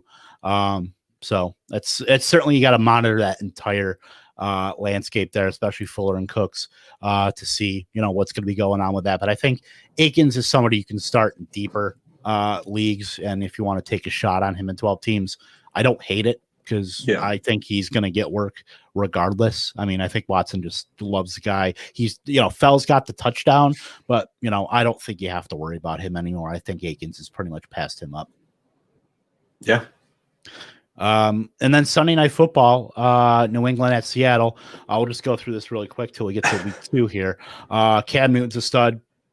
That's pretty much all I got to say. Edelman had a career high 179 yards on 8 catches. N'Keal Harry had 12 targets, which was something great to see. And then Demir Bird had 9 targets and led the team in routes run. So, on a night that they didn't have James White for obvious reasons, with the tragedy in his family. They did it all through the air, and Cam Newton got the ball to those guys. And I mean, Cam Newton just looks absolutely fantastic. I mean, how can you be a team and pass this guy up? Like, every other team pretty much passed him up. Yep. It's insane. This game was just, I'm so glad it was a Sunday night game. It really was the only way to end a day that had just been marred in anger and sadness and injury, and it just sucked. And then this game was just so awesome, even down to the final play. Yep. And led them in rushing too, and had 2 rushing touchdowns too. Cam Newton did. So, I mean, just an absolute 100% stud. If you got him, if you just picked him up in your last round before he got signed, and then even when he got signed, he's still going in the double-digit rounds. I mean, you got yourself a steal, absolute steal at quarterback. And then Seattle, I mean, Russ continues to cook, man. It's happening. I mean, he's at the hibachi station just flipping shrimp into his hat and doing the volcano, doing the heart with the oil and in the egg and the rice, all that. 5 touchdowns. Lockett and Metcalf, everybody that's worth a damn on that offense, was excellent. Chris Carson had a touchdown receiving to go along with 72 yards. So, I mean, start your Seahawks. Yeah, I think that Russell Wilson is doing his best to try and be the overall number 1 QB this season. Yeah, and at this point, I mean, we'll see what happens with Josh Allen, but he's probably him and Allen will be interchangeable as far as that. Not even talking about Mahomes or Lamar. This is and that's crazy. That's the crazy shit about it. That was the oil that goes on the grill. It goes. Yeah, exactly. That's the one that's going to send you over to the emergency room. If you get too deep into that, but we were talking about too the whole running back touch issue with the Seahawks. I mean, Chris Carson out-touched, or out-snapped Carlos Hyde 40-15. I don't think anybody was really worried about that, but at least a little bit of validation that it wasn't going to be much of a thing, to have to deal with in terms of starting Chris Carson. So no worries there. And then Monday night, Vegas, Darren Waller, Josh Jacobs. That's it. It was awesome. Actually, Darren Waller, Josh Jacobs, or Derek Carr. Not this week against New England, but Derek Carr is 100% worthy of being a back-end QB1 or at least a QB2. I'm just worried about the rest of the passing game, just based on consistency. I like Carr. Carr just makes some boneheaded plays sometimes. That's the only thing, but he is accurate. He's going to get the ball where he needs to. He was 28 of 38 for 284, 3 touchdowns. I mean, you'll take that day in fantasy all day long, don't get me wrong. And you look at Josh Jacobs, I mean, he had 30 touches, 88 yards, 3 catches. So, and then he had Darren Waller, 12 catches, 16 targets, 105 yards to the touchdown. The Saints were trying to put Malcolm Jenkins on Darren Waller. It was not working at all. No. I mean, it was futile. And then it's funny because I believe I texted you, Gary, about him. Like, Malcolm Jenkins is getting his lunch eaten, and then he made a play on Waller. I'm like, well, shit, there goes that. But they were putting Demario Davis, and then they go away with it, which was kind of wild because that was working for the Saints. But nobody else can stop Waller. And that's the thing. You don't have those guys in the league everywhere, that can stop Darren Waller. So for sure. Darren Waller, I think we were a bit low on him too. Right now, if I was going to re-rank the tight ends, I'd go Kelsey, Kittle. I'd put Darren Waller. It'd be a tough decision with him and Andrews, honestly. Yeah. It's a drop off after those 4. Yep. And then with the Saints, I mean, we were worried about Alvin Kamara, getting back into what he usually does. Alvin Kamara is back to 2018. Alvin Kamara, just his impact on the game. He looks fantastic. Yeah, he's definitely the bright spot on that offense right now. Yep, and especially in an offense without Michael Thomas right now. But Tre'Quan Smith filled his role admirably. 5 catches, 86 yards, 7 targets. Certainly a good start if you put him in your lineup. I will say that. Yep. So we spent about an hour or so. Let's talk about some week 3 because there's a lot of meat on that bone, huh? Yeah. Man, so let's just jump into it, the Thursday night game. So we got Miami and Jacksonville, battle of the facial hair with Minshew mustache magic. And, well, mania is what I meant to say. Are you buying in? We kind of talked about it before. It's so hard, some of these things that we kind of talked about. But Minshew, are you starting him or no? I am on Team Mustache all day. I'm starting him over Drew Brees in Scott Fishbowl. I just buy the creativity. I believe it's Byron Jones is out, I believe, for this game. Yeah. So that's going to certainly help somebody in that offense. Yeah, they might not have Chark, but I think Minshew is going to do enough to be at least a quality start this week if he's going to fill into the back end of the QB1s. I like Minshew this week. Yeah, definitely. And like you said, with Byron Jones being out, and if Chark is not going to be playing or going to be banged up, that gives Keelan Cole a potential option. And Visca Shenault, we'll see what he does. He's getting some carries. Also, dude looks like he's the type of thing that could come on a little bit later as he just gets more integrated into the offense. And he's exactly what everyone thought. He's just this really high athletic, just kind of studly athlete that once they start getting him the ball, he'll start to do more and more and just become part of the mania. So, and then James Robinson, RB2, like you said, I said it and forget it. Don't even question it, especially in this matchup. Now on the other side of the ball, Fitzmagic, he just put up pretty damn well against the Bills, who everybody was like definitely fade him. So are you gonna start Ryan Fitzpatrick this week? Because that is also a question that I have to figure out if I want to do. Yeah, he's worth a start in 2 quarterback leagues. I'm not touching him in single quarterback leagues. But obviously we've seen the upsides there. Jacksonville hasn't, they've been a middle of the road defense, even with, all the guys that they lost. They don't have Ngakoue. They don't have Calais Campbell. All these guys are gone, but they're still, the sum of their parts is a lot greater. So, I mean, it's just a testament to coaching at this point to get what they've gotten out of the guys that they have. Yep. So I do like Fitzpatrick, just not confident in him in single quarterback leads. Certainly 2 quarterback or super flex. He's certainly a viable start. I think that you're starting Devonta Parker and Gesicki regardless, just because of how well they've shown. Preston Williams is somebody that people are really high on, and he's had a really rough start, but he did have to go against Stephon Gilmore, and then he had to go against Tre'Davious White. So Preston Williams, are you giving him a chance now, finally, now that it's going to be a softer defense? It depends on your makeup. See, Preston Williams, if I drafted him in the double-digit rounds into the early teens, probably not, because I would figure I'd have better options than that. I only have him on a couple teams, but I have receiver depth where I don't feel the need to start him. If I had to start him, I'd feel okay about it, but I'm not expecting the world. If he could run into a touchdown, great. But he's going to be in that. I don't know where I have him ranked as of yet. I'd have to pull it up, but I believe he's in my probably in the 50s as far as for wide receiver rankings. So, that's like low end flex rate. Yeah, that makes sense. And then, you already said that Myles Gaskin is a top 10 running back rest of the season. So we can move on to the next game. So we are moving on, though. So with Houston and Houston's at Pittsburgh, I think Pittsburgh are pretty much starting anybody that you normally would. You're going to start Juju. You're going to 100% start Deontay. You're going to start Connor. You're going to start Big Ben.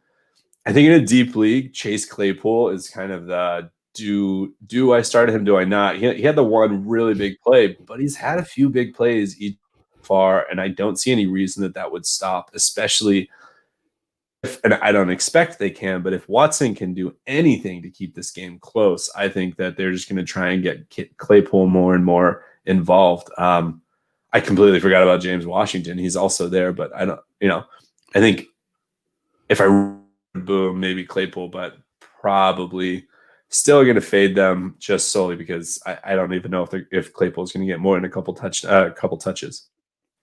Yeah, I'm still on wait and see mode as it pertains to to Chase Claypool. I just want to see him be able to get the snaps. At least I'm pulling it up right now to see what his percentage is. He's been playing 29 and 36% of the snaps last 2 weeks. James Washington is still out snapping him, but it is trending because James Washington is trending down. Claypool's trending up. So we could see that, start to shake out certainly in Claypool's favor. But he's an obvious hold right now because his role is only going to grow. If he's going to be showing out the way he's showing out, it's only a matter of time. Definitely. It's crazy to think that they don't have Juju under contract and that there's a world in which yet again they let Juju walk because of how Deontay's shown, because then they have James Washington and they have Claypool. Mm-hmm. Man, it'll be an interesting offseason for them. But Houston, I will say this. I am not starting anybody on the Houston offense, including Watson. I will find some way to fade him if I can. If you have to start him, he's going to do what he does. He's still going to get you points. He's not going to just goose you or do it terrible. But his ceiling has got to be so capped with this defense. This defense is so good. I don't trust David Johnson. The reason I'm fading Watson is he is going to be running for his life. So if he is for any reason able to get some points, it'll be because he somehow does his insane scrambles that he does where he breaks tackles and then he manages to slowly accumulate yards. I'm not starting David Johnson. I'm not starting Will Fuller. I'm not starting Brandon Cooks. I actually had this in the show doc and I deleted it. Jordan Akins is probably the only player on this offense I might start, and that's just because of the position and that I just might not have other options. And I think that he has the chance to do 5 for 40, 5 for 60, and that's better than what other tight ends could get me. Gary, I want to tell you a secret right now, and I have not told anybody this, and I don't think anybody else is going to hear this aside from the 7 people that are watching right now. I am starting Nick Mullins over Deshaun Watson. I don't know if my balls are that big, but I got some huevos, man. Yeah, man. I'm not surprised. I don't know if I would rank them that way, but it's one of those where I can't justify it. Plus, obviously, the Niners play the Giants. Giants suck, and Kyle Shanahan likes to scheme up Nick Mullins regardless. It feels really dirty. I will just say that. It just feels absolutely dirty to put Watson as a 6th-round quarterback on my bench for a backup quarterback, especially one with that may not even have Kittle back. Yeah. But that's the thing. That's the screwed up thing. But it makes me feel better about starting Mullins than I do Watson against this defense. I completely agree. Oh, man. I'm excited just to see, if you're the Steelers defense or anybody on that line that you can start in an IDP, they're just going to feast. It's going to be awesome. Yeah. Okay, let's move on. So Cincinnati at Philadelphia, kind of 2 teams trending in opposite directions right now. I'm not starting Carson Wentz. You already dropped him, so you would have to be picking him up to put him in. Petey, you just traded for Burrows, but hey, you should just see if somebody dropped Carson Wentz, maybe throw him in here. But I don't know. I will Goddard and Djax, and obviously Miles Sanders, but I don't know. Other than that, I like what Bo said here, by the way, his shootout of the week, and that could totally happen. It could happen. I mean, I'd be nervous about AJ Green in this game just because I literally forget every week that Darius Slay is now on the Eagles. And I was wondering if maybe that's why Bobby Woods had a slow game this week. If Slay was on him, it wouldn't surprise me. And in which case, is he going to go on AJ Green? Which case that's going to have Burrow focusing on T. Higgins or Tyler Boyd or even Drew Sample and kind of see what happens there. But again, the best part of the Eagles defense is their front line. There are some injuries, a whole bunch of them that were reported today, so I don't know what's going on there. So Joe Burrow might be running for his life, but luckily he has really good legs. So who are you actually starting other than the aforementioned Joe Mixon, who we just kind of said you can't really get away from? I mean, I'm starting obviously Green and Boyd. I mean, wherever I have them. I don't think I'm starting Sample over anybody, but if I did, I wouldn't feel terrible about it. I think he's a solid upside play, given that the Eagles linebackers are just absolute garbage, and so is their safety play. And then on the other side, I have no problem starting Ertz, Goddard, Djax. that's about it, honestly. Miles Sanders, clearly. Yeah.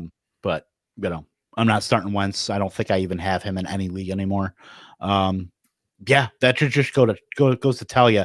Last week, too, they did active. Jalen Hurts was their quarterback, too.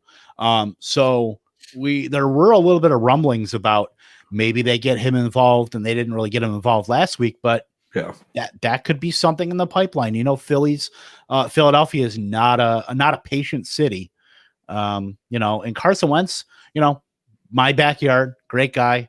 They worship him, but could be seeing maybe a little bit of work in for Jalen Hurts to maybe not be a take over for Wentz, but maybe be more of a Taysom Hill guy, maybe come in on packages and diversify that offense. I mean, that's what they need right now, is just something different to kind of give them a spark. I was really expecting a brick to come through the window that's behind you as soon as you said anything negatively about Wentz, and it wasn't even like a person through it. It was just, and it wasn't Aaron either, because she could have done through that. It. Okay, so moving on is at the New York Giants and their amazing field. Yep. Oh man, I don't even know what the hell to do with this game. I like you said, you're starting Mullins, who I actually don't think is a bad streamer this week. He's going to be more of a QB2. I'm not going to be putting him in as a QB1 unless I have to, because I have some bum like Deshaun Watson in front of me, apparently. I don't think that Kittle should be coming back. I'm hoping that they don't. I genuinely do believe that Jordan Reed is a start. I think that that Jerick McKinnon is a start. I think that Jeff Wilson is a deeper flex. And I want to have JaMychal Hasty on my bench just to see what happens. Yeah, I mean, I'm okay with Jerick McKinnon. That might be a little bit of a trap, though. But I get it. If you got to start him, you got to start him. Jerick McKinnon being a trap? A little bit. I could see it, but I can see it both. Okay. I can see it both ways, though, because I could see McKinnon just going off in that terrible Giants defense, but I could also see it being a trap too. I look at Jeff Wilson. I think certainly he gets involved, and I think he could be a deep flex. That's about as high as I'll go with him. And then we switch over to the Giants. Well, actually, I shouldn't switch over yet. Kittle, if he's playing, you're obviously going to start him. Not enthused by Ayuk or Kendrick Bourne as a flex, really. But maybe I should be, because if I'm willing to start Mullins, then somebody's got to do something there. But it could be just, they spread it around and, do whatever they have to do against the Giants. But then going back over there, Daniel Jones, I mean, he hasn't been great, but he has still accounted for over 90% of that team's offense. And now they're not going to have much of a run game. They signed Devontae Parker. They have Deion Lewis there too. Wayne Gallman. Devontae Freeman. Or what did I say? Parker? You said Parker. Who cares? No, I'm kidding. But the washed, been through the laundry about 4,000 times. Devontae Freeman. So good luck figuring that run game out. I know those guys were, circled about in waivers, and I picked up maybe one or two just to see what happens. Deion Lewis is probably the guy I'm most interested in, at least with this matchup. But yeah, and then we talked about it earlier. Sterling Shepard's out, so Slayton and Tate, Engram. I mean, those are all guys you can start with in varying degrees. Certainly Engram, you drafted him high enough, he should be starting for you. Slayton's a solid wide receiver 3. Tate's a solid 3/flex. I do want to just go back to the running back situation. A lot of people spent up on one of those 3, if not 2, or maybe even 2 of those 3. Deion Lewis, to me, is a flex-worthy start this week. Gallman is somebody that I'm wait and see. Devonta Freeman, I'm hoping that in 2 weeks I might have something that's a back-end RB2, and the other 2 kind of fade into obscurity. But I think we are overlooking the fact that Gallman had some good games until he got injured last season. I think it was a concussion that he had and got knocked out for a bit. And Deion Lewis, they actually gave some solid money to come back into. So it's a murky backfield. Hopefully that you're not in that situation. But if there's a good chance that you lost Barkley, there's a good chance, again, just like the CMC injury, that you may have kicked RB down the road knowing what stud you had in front of him. So Slayton is somebody that I actually I want to put in, and I'm trying to find places to put him into my lineups. So moving on, God, a game that I don't think any of us expected to be as intriguing as it is right now. We have the 2-0 Raiders versus the 2-0 Patriots.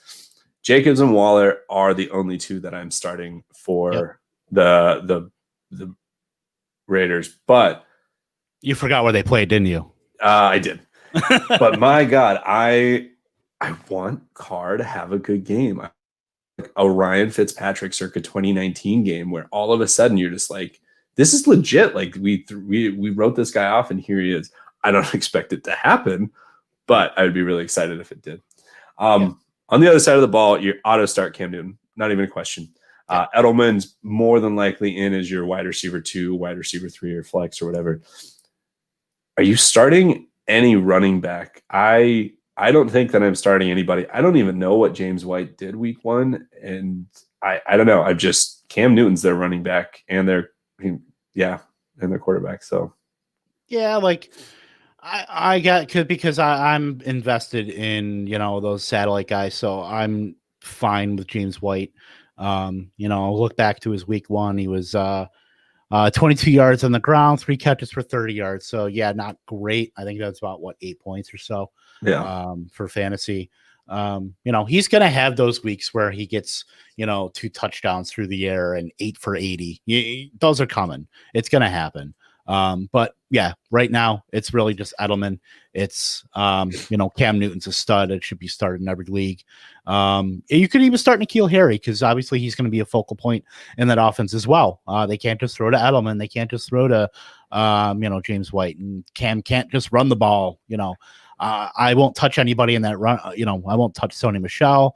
I started Rex Burkhead once I figured out in the leagues I did have James White that, he was going to be out. So I had to kind of scramble to get that where he was available. But that's pretty much all you're starting. Damiere Byrd could be a deep guy, could be a decent DFS guy too, honestly, because how cheap he's going to be. But it's hard, with he's going to be out there. You just don't know if the targets are going to be that, consistent week to week, but he was a guy that I wrote about in our waiver column this past Tuesday, actually. So and then Raiders, like I said, Jacobs and Waller, that's really all you can do. So moving on to Tennessee at Minnesota, and I got to call you out here. In the show dog, you wrote Tannehill is a streamer borderline QB1 against this terrible secondary that still may not have A.J. Brown, so Corey Davis, Jonnu Smith are quality starters. How can you disrespect Ryan Tannehill like that? The dude has done everything. Every game that he's been a starter, he has pretty much been awesome. I don't think he is anymore a borderline QB1. He is officially a QB1. I don't know about officially. Against the Vikings? Yeah, okay. Well, against the Vikings, he's probably worthy of being a starter. I mean, I could go in there and toss 280 and 2 touchdowns. Let's get that right. Against that terrible secondary. But Corey Davis and Jonnu Smith are certainly, worthy of your lineups.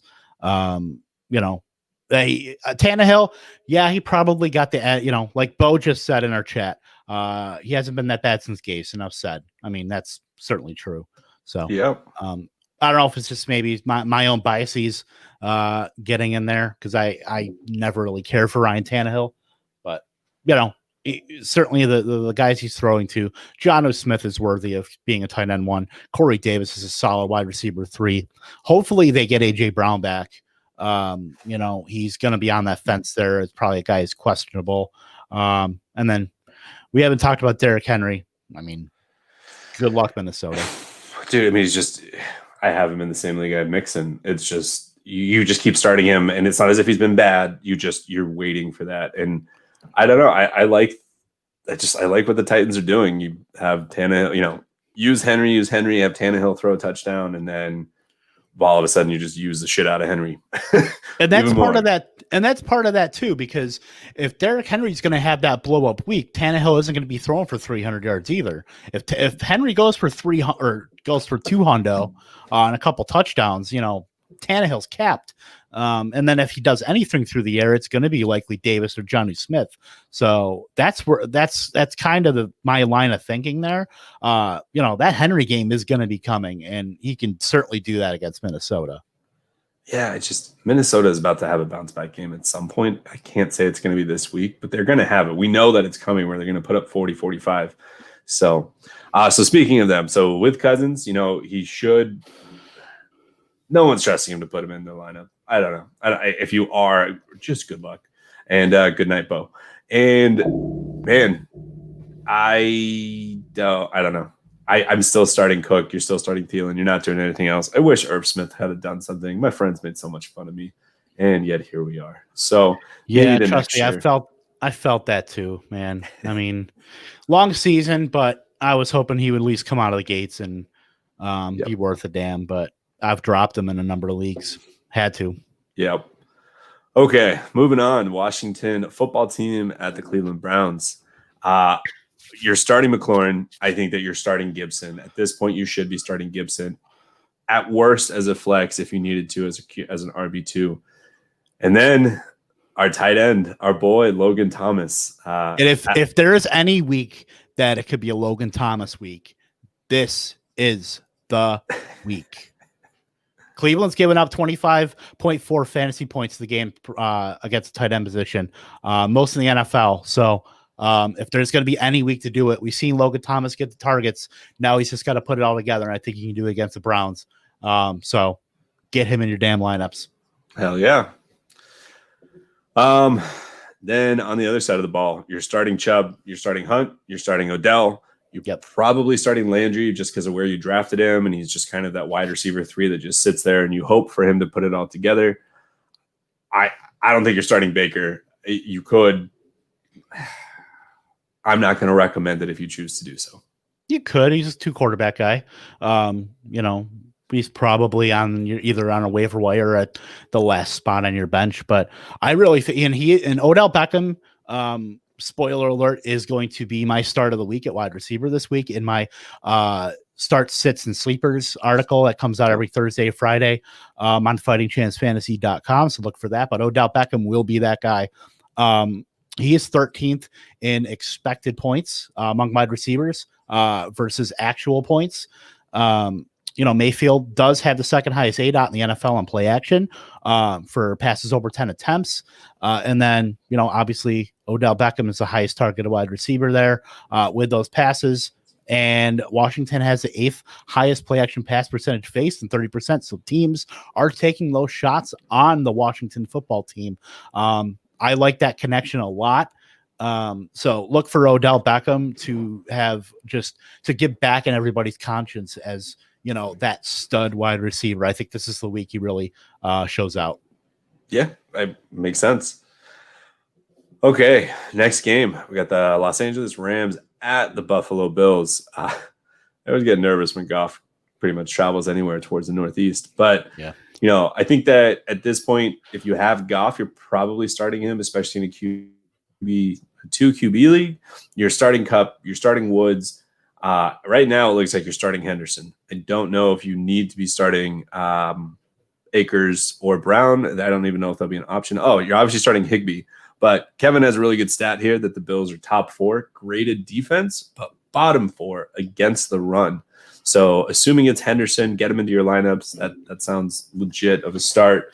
Yep. And then for the Bills, other than Josh Allen, are you nervous about starting the other pieces? Not so much. I mean, Diggs, I think, is close to an auto start without being one, at least for me, because of the rapport that he's clearly shown with Josh Allen. I will add to this too. I don't think Los Angeles traveled back to Los Angeles because they were in Philly. So that could at least benefit. We've seen obviously West Coast teams traveling east and how that kind of, affects them. That could be something that maybe is not as much of a disparity against the Rams. But I do like Diggs. He has seen half of his targets in the slot. Jalen Ramsey, who is, obviously their top corner, doesn't travel into the slot. So you could see him on John Brown a lot too. and on the other side there, if Ramsey's not on John Brown, that's going to open him up a little bit too, versus the deep ball. But one thing to point out too is that the Rams have not allowed a touchdown against a wide receiver this year. So it's really two offenses that this could be shootout potential as well. Yep. I mean, something's got to give here. This is probably the game that I looked at that was probably the hardest to really pin down, because you've got such a kind of a clash in styles, offenses that have looked good in the first 2 weeks that now they're going to be facing real opposition against each other. So it's going to be an intriguing game, honestly, between these two teams that don't see each other very much.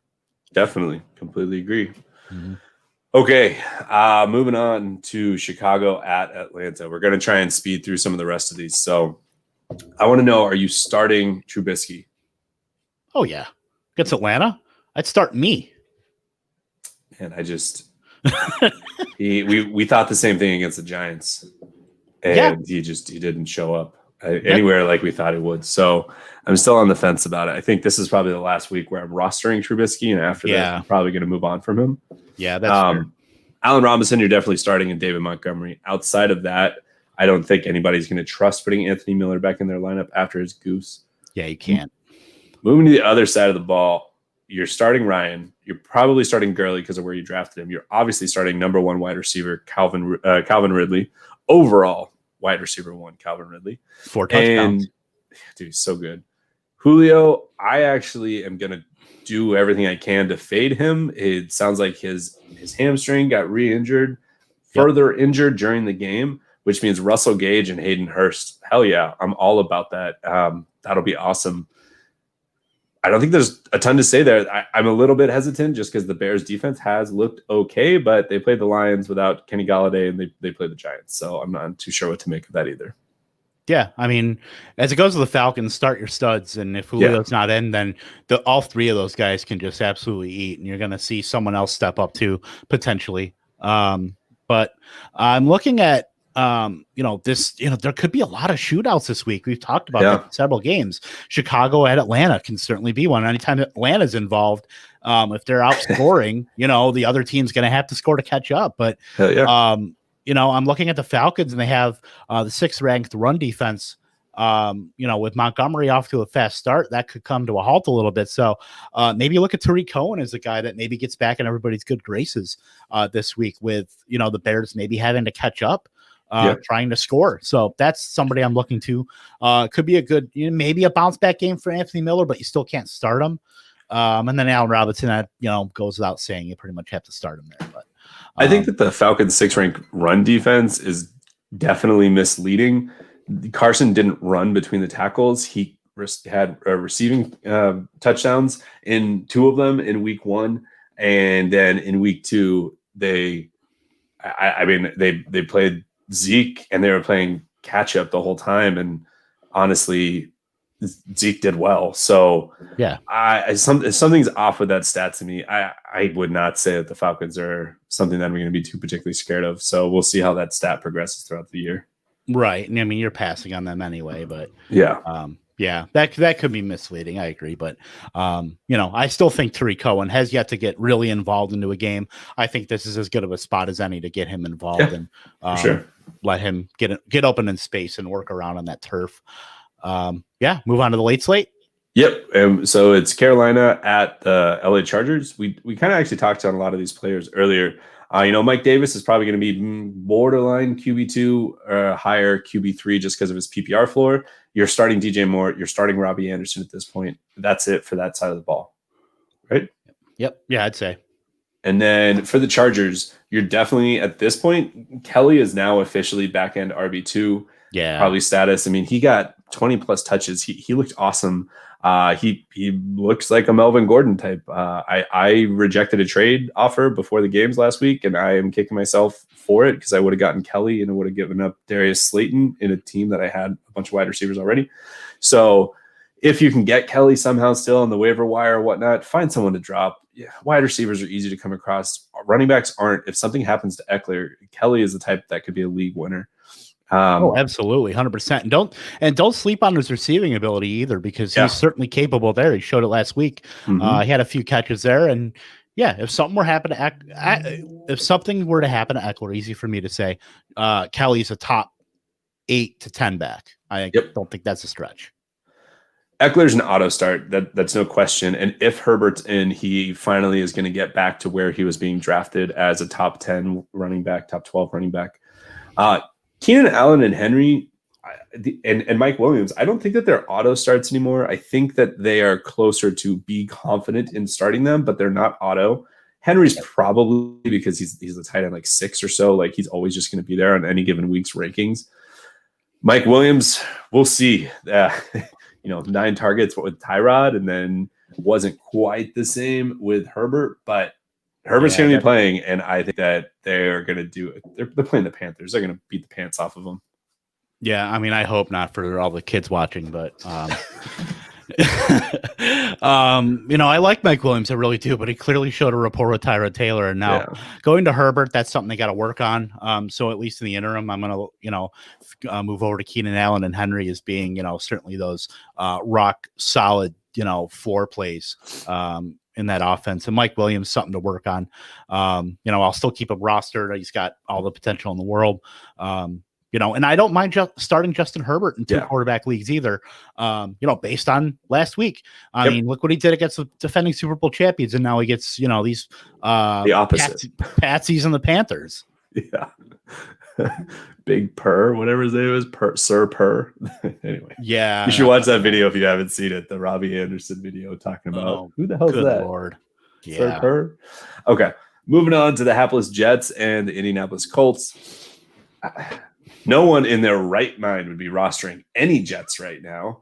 They're terrible. Except for me, because I have to roster Braxton Berrios and what's his face? Brashad Perryman and Scott Fishbowl.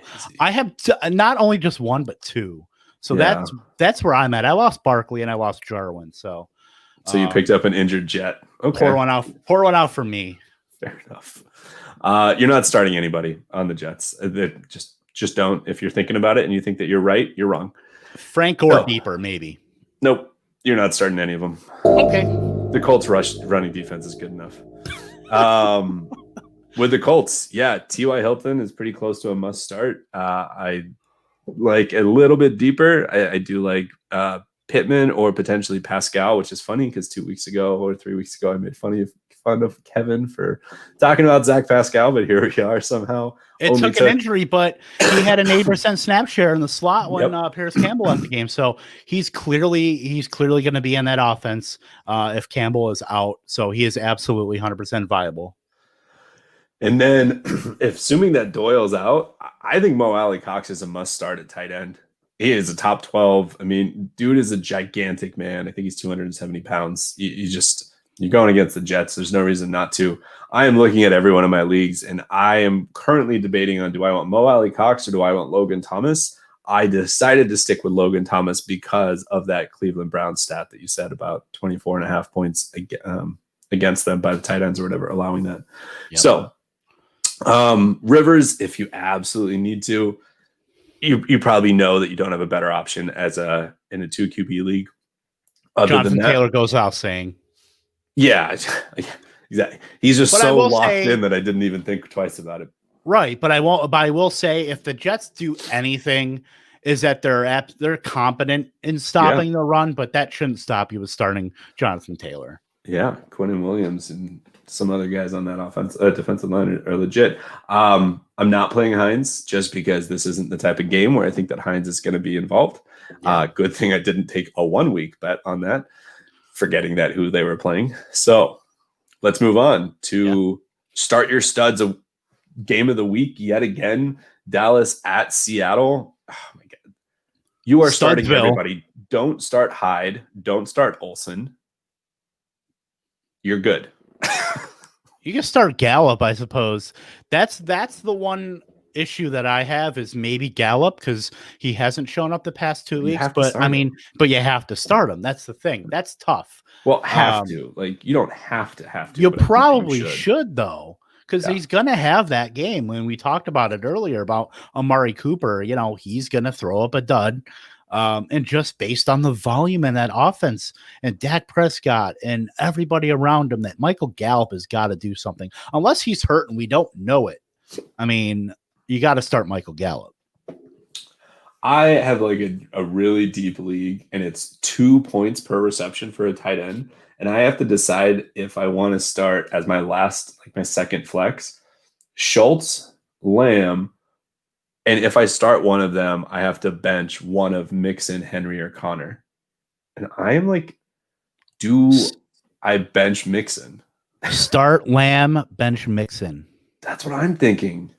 Mind meld right there. Because look, this is a CeeDee Lamb game if there ever was one. He's played the most slot snaps in the league through the first 2 weeks, and the Seahawks have given up the most points in the NFL, or given up the most yards, I should say, in the NFL to the slot. So if there's a ready-made matchup right there, I believe it's going to be Marquise Blair that covers CeeDee Lamb, and good luck. I mean, this is something we've been talking about because CeeDee Lamb would have to go into the slot. You're talking about all these slot corners having to basically go up against somebody with the talent of a number one. Yeah. So, I mean, it's just an embarrassment of riches in that Dallas passing game. I mean, this is a CeeDee Lamb game if there ever was one.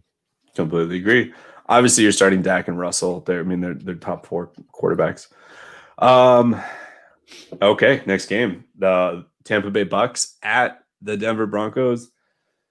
You're starting Evans, you're starting Godwin. I personally am hesitant to start Brady. I want him to prove it, and I'm comfortable being wrong about this. I think that they have at least a good enough defensive line for the Broncos that they could put up some pressure on Brady. And then the big debate is, are you starting Fournette, or are you starting Rojo, or are you starting neither? I don't feel good about it because I do have to make this decision. I don't have both Lenny and Rojo, but I'm starting Leonard Fournette in the league, but I don't feel great about it. I just do think that Tampa is going to be leading, and they're going to have to salt the game away. So I believe Fournette's going to get 20 carries in this game, whether it's 20 carries in 100 or 20 carries in 50 yards, which could certainly be a thing. Denver does pretty well against the run. They've given up the 7 lowest fantasy points to running back. So it's certainly tough sledding there, but I'm starting Lenny. I just don't feel great about it. I'm not so confident that the Bucs are going to be running away with this game. I think it'll be closer than we think it will. But I do agree that they will win. On the Denver side of the ball, I am starting Driscoll 100% without question in a QB2 situation. I have no qualms about it because of his rushing floor. Very happy about that. Gordon, you're starting, and you can't really do much without Melvin Gordon, so you kind of just have to throw him in there. And then Judy, I said that I like Judy and Fant. I'm not starting Hamler. I'll wait and see with Hamler, but I'm happy to start Judy. I will say that Judy is probably a back end QB, wide receiver 3, kind of closer to wide receiver 4. So however you want to rank that in there. Whereas Fant is a top 8, top 9 tight end. Yeah, I hear you. We're going Hamler because I'm going to start him in a couple leagues. Hashtag going Hamler. We'll see what goes with that, but I think I'll have Judy in one league. I think just because of who I have, I'm not starting him, but Judy's certainly worth a start. He's going to be, on the field, like I said, 80 to 90% of the time, being that number 1 guy there.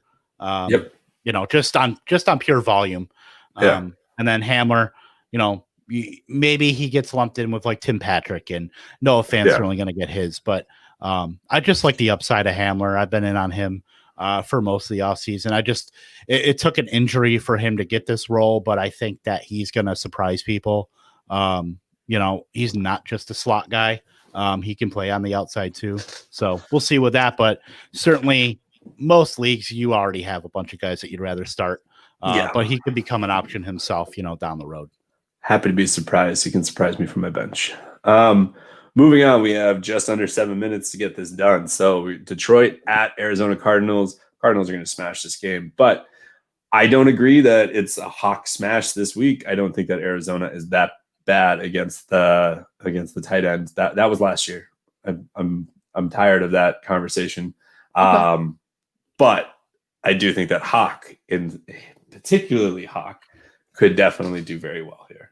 Yeah, I mean, I understand about the Arizona whole tight end situation, covering tight ends, but I think it's more indicative of a talent like Hawkinson versus the defense. And totally. they're not certainly, the best against tight ends either, but they're not the worst like they were.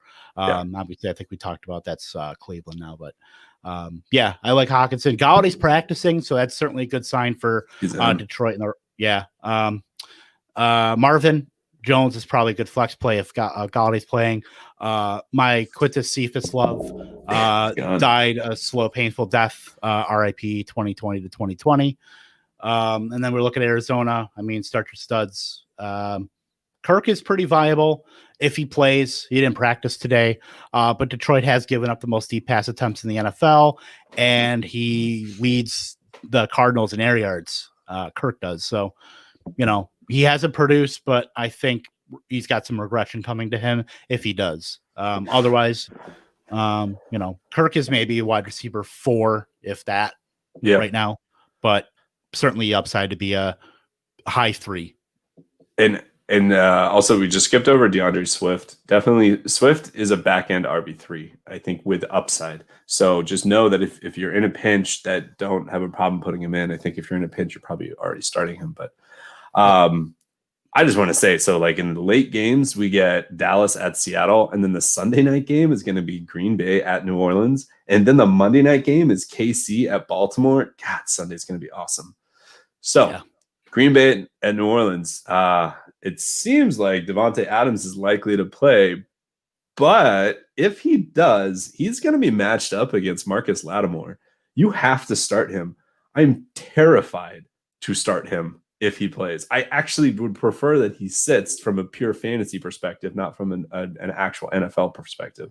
I'm not worried about a former 49ers running back, Marcus Lattimore. Marshawn Lattimore is the one. Sorry. Sorry. As a guy who... I was like, what are you talking about? As a guy who loved Marcus Lattimore, by the way, coming out of South Carolina, my old NCAA football dynasty with Stephen Garcia and Melvin Ingram and Alshon Jeffrey. That was my squad. But anyway, Davante Adams, I'm not worried about. Even the matchups, he can take any corner. He still does really well, despite the matchup. So I'm not super worried about him because obviously him and Rodgers, they know what they're doing. I'm really worried about the other guys. But I think MVS is worthy of being a solid flex play. We've seen him get the ball. Lazard, I'm not as enthused about just because of the ceiling that he has. But if you have to, I don't necessarily hate it. And then Aaron Jones, I would say temper him a little bit because obviously he's going to be the focal point of how they're going to stop the Packers going into Sunday. But he's going to get receiving work and it's going to boost him back up to RB1 levels, even if he doesn't do 100 and whatever on the ground. I mean, I don't think anybody really should expect that, but Aaron Jones is obviously awesome and should do enough to at least return top 12 numbers at the position. I think this is a bounce back game for Breeze. I was thinking about that. I was talking with Petey about this morning. Week 1, they played Tampa Bay, who does have a good defense, and it's just a divisional opponent. I think division games are always just super weird. And week 2, he was on the road at a brand new stadium being opened up. I know that Thomas isn't there. I don't expect him to be there. But I think that Breeze is going to have a better game than people are thinking. I don't know how confident I am in starting him as I say that, but he's definitely one of those guys that after this week, we're going to be like, well, like, no, duh, this was a total shootout because it's Rodgers versus Breeze and what could potentially be Breeze's last time playing him outside of maybe the playoffs. Right. And he's going to be at home. He has that rapport with Traquan. He has Cook, and then he has Kamara. So, I would start Breeze if I had him. Yeah, I probably would too. That's the only thing is it's funny because I say that and I'm not in Scott Fish Bowl because I had Minshew and Roethlisberger. But I get it. And that's the thing too. And they're going to be using Kamara a lot too. as they should. We'll see about Michael Thomas. I'm not sure. I don't think he'll play, but stranger things have happened. If he doesn't play, I still like Traquan Smith. Jared Cook, I still like. Manuel Sanders, it's tough because we've seen him for so many years, but I think you got to drop him at this point. Yeah, I no qualms about that. Moving on, Monday Night Football, last game. We know who we're starting with Kansas City. You're 100% starting Mahomes, CEH, Hill, and Kelsey. I want to put out there that I think that Sammy Watkins could be – it's either Sammy Watkins or Hardman. One of them is going to have a game because I think that Marlon Humphreys is so good. And if he is on Hill, which I don't know if he will be because I don't know if he can match up with Hill's speed, like I'm just concerned that their defense is going to be able to take away something. And sometimes we've seen Kelsey disappear even. I don't think he will in this game either, but I don't know. I just have one of those feelings about this game. And we'll just see what happens. Hopefully this is just the shootout of all shootouts and we get Kansas City versus the Rams 2.0, but these defenses are better than that.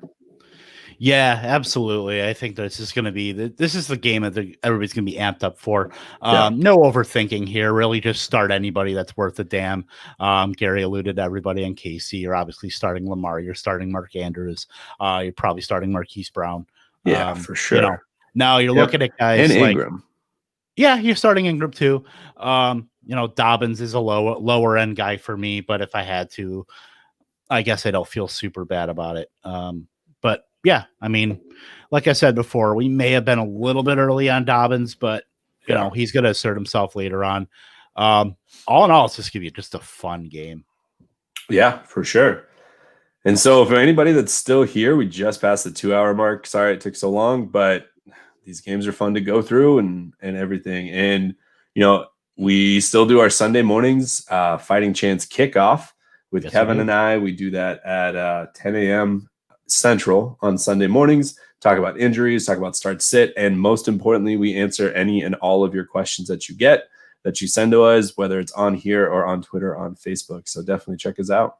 Yeah, 100%. Yep. We do all that. And can't we hopefully you guys join us on Sunday and we can just shoot the breeze about your start and sit questions, answer them. We got a lot of them coming in through the chat and through the week. So we'll definitely continue that. So appreciate the support that we've been given. And one more thing I do want to add, as an industry, we lost a really good person in James Catullus, _James the Brain on Twitter. If you did follow him, I've talked to James and been in leagues with him.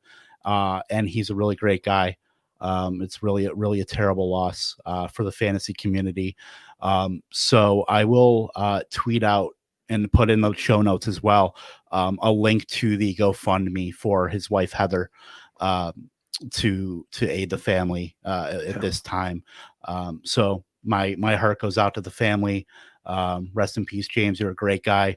It was really great what the open bar did, Jay, Mike, and Gabe, to honor him. They had his last appearance on the open bar. Really just sad to hear that happened on Saturday night. So just wanted to put that out there. And I love you, brother. And we'll see you down the road. Sorry to kind of end on a personal note there.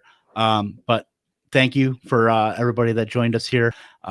Gary, love you, brother. And we'll see you on Sunday. And to everybody else, thank you for joining us, and hope you have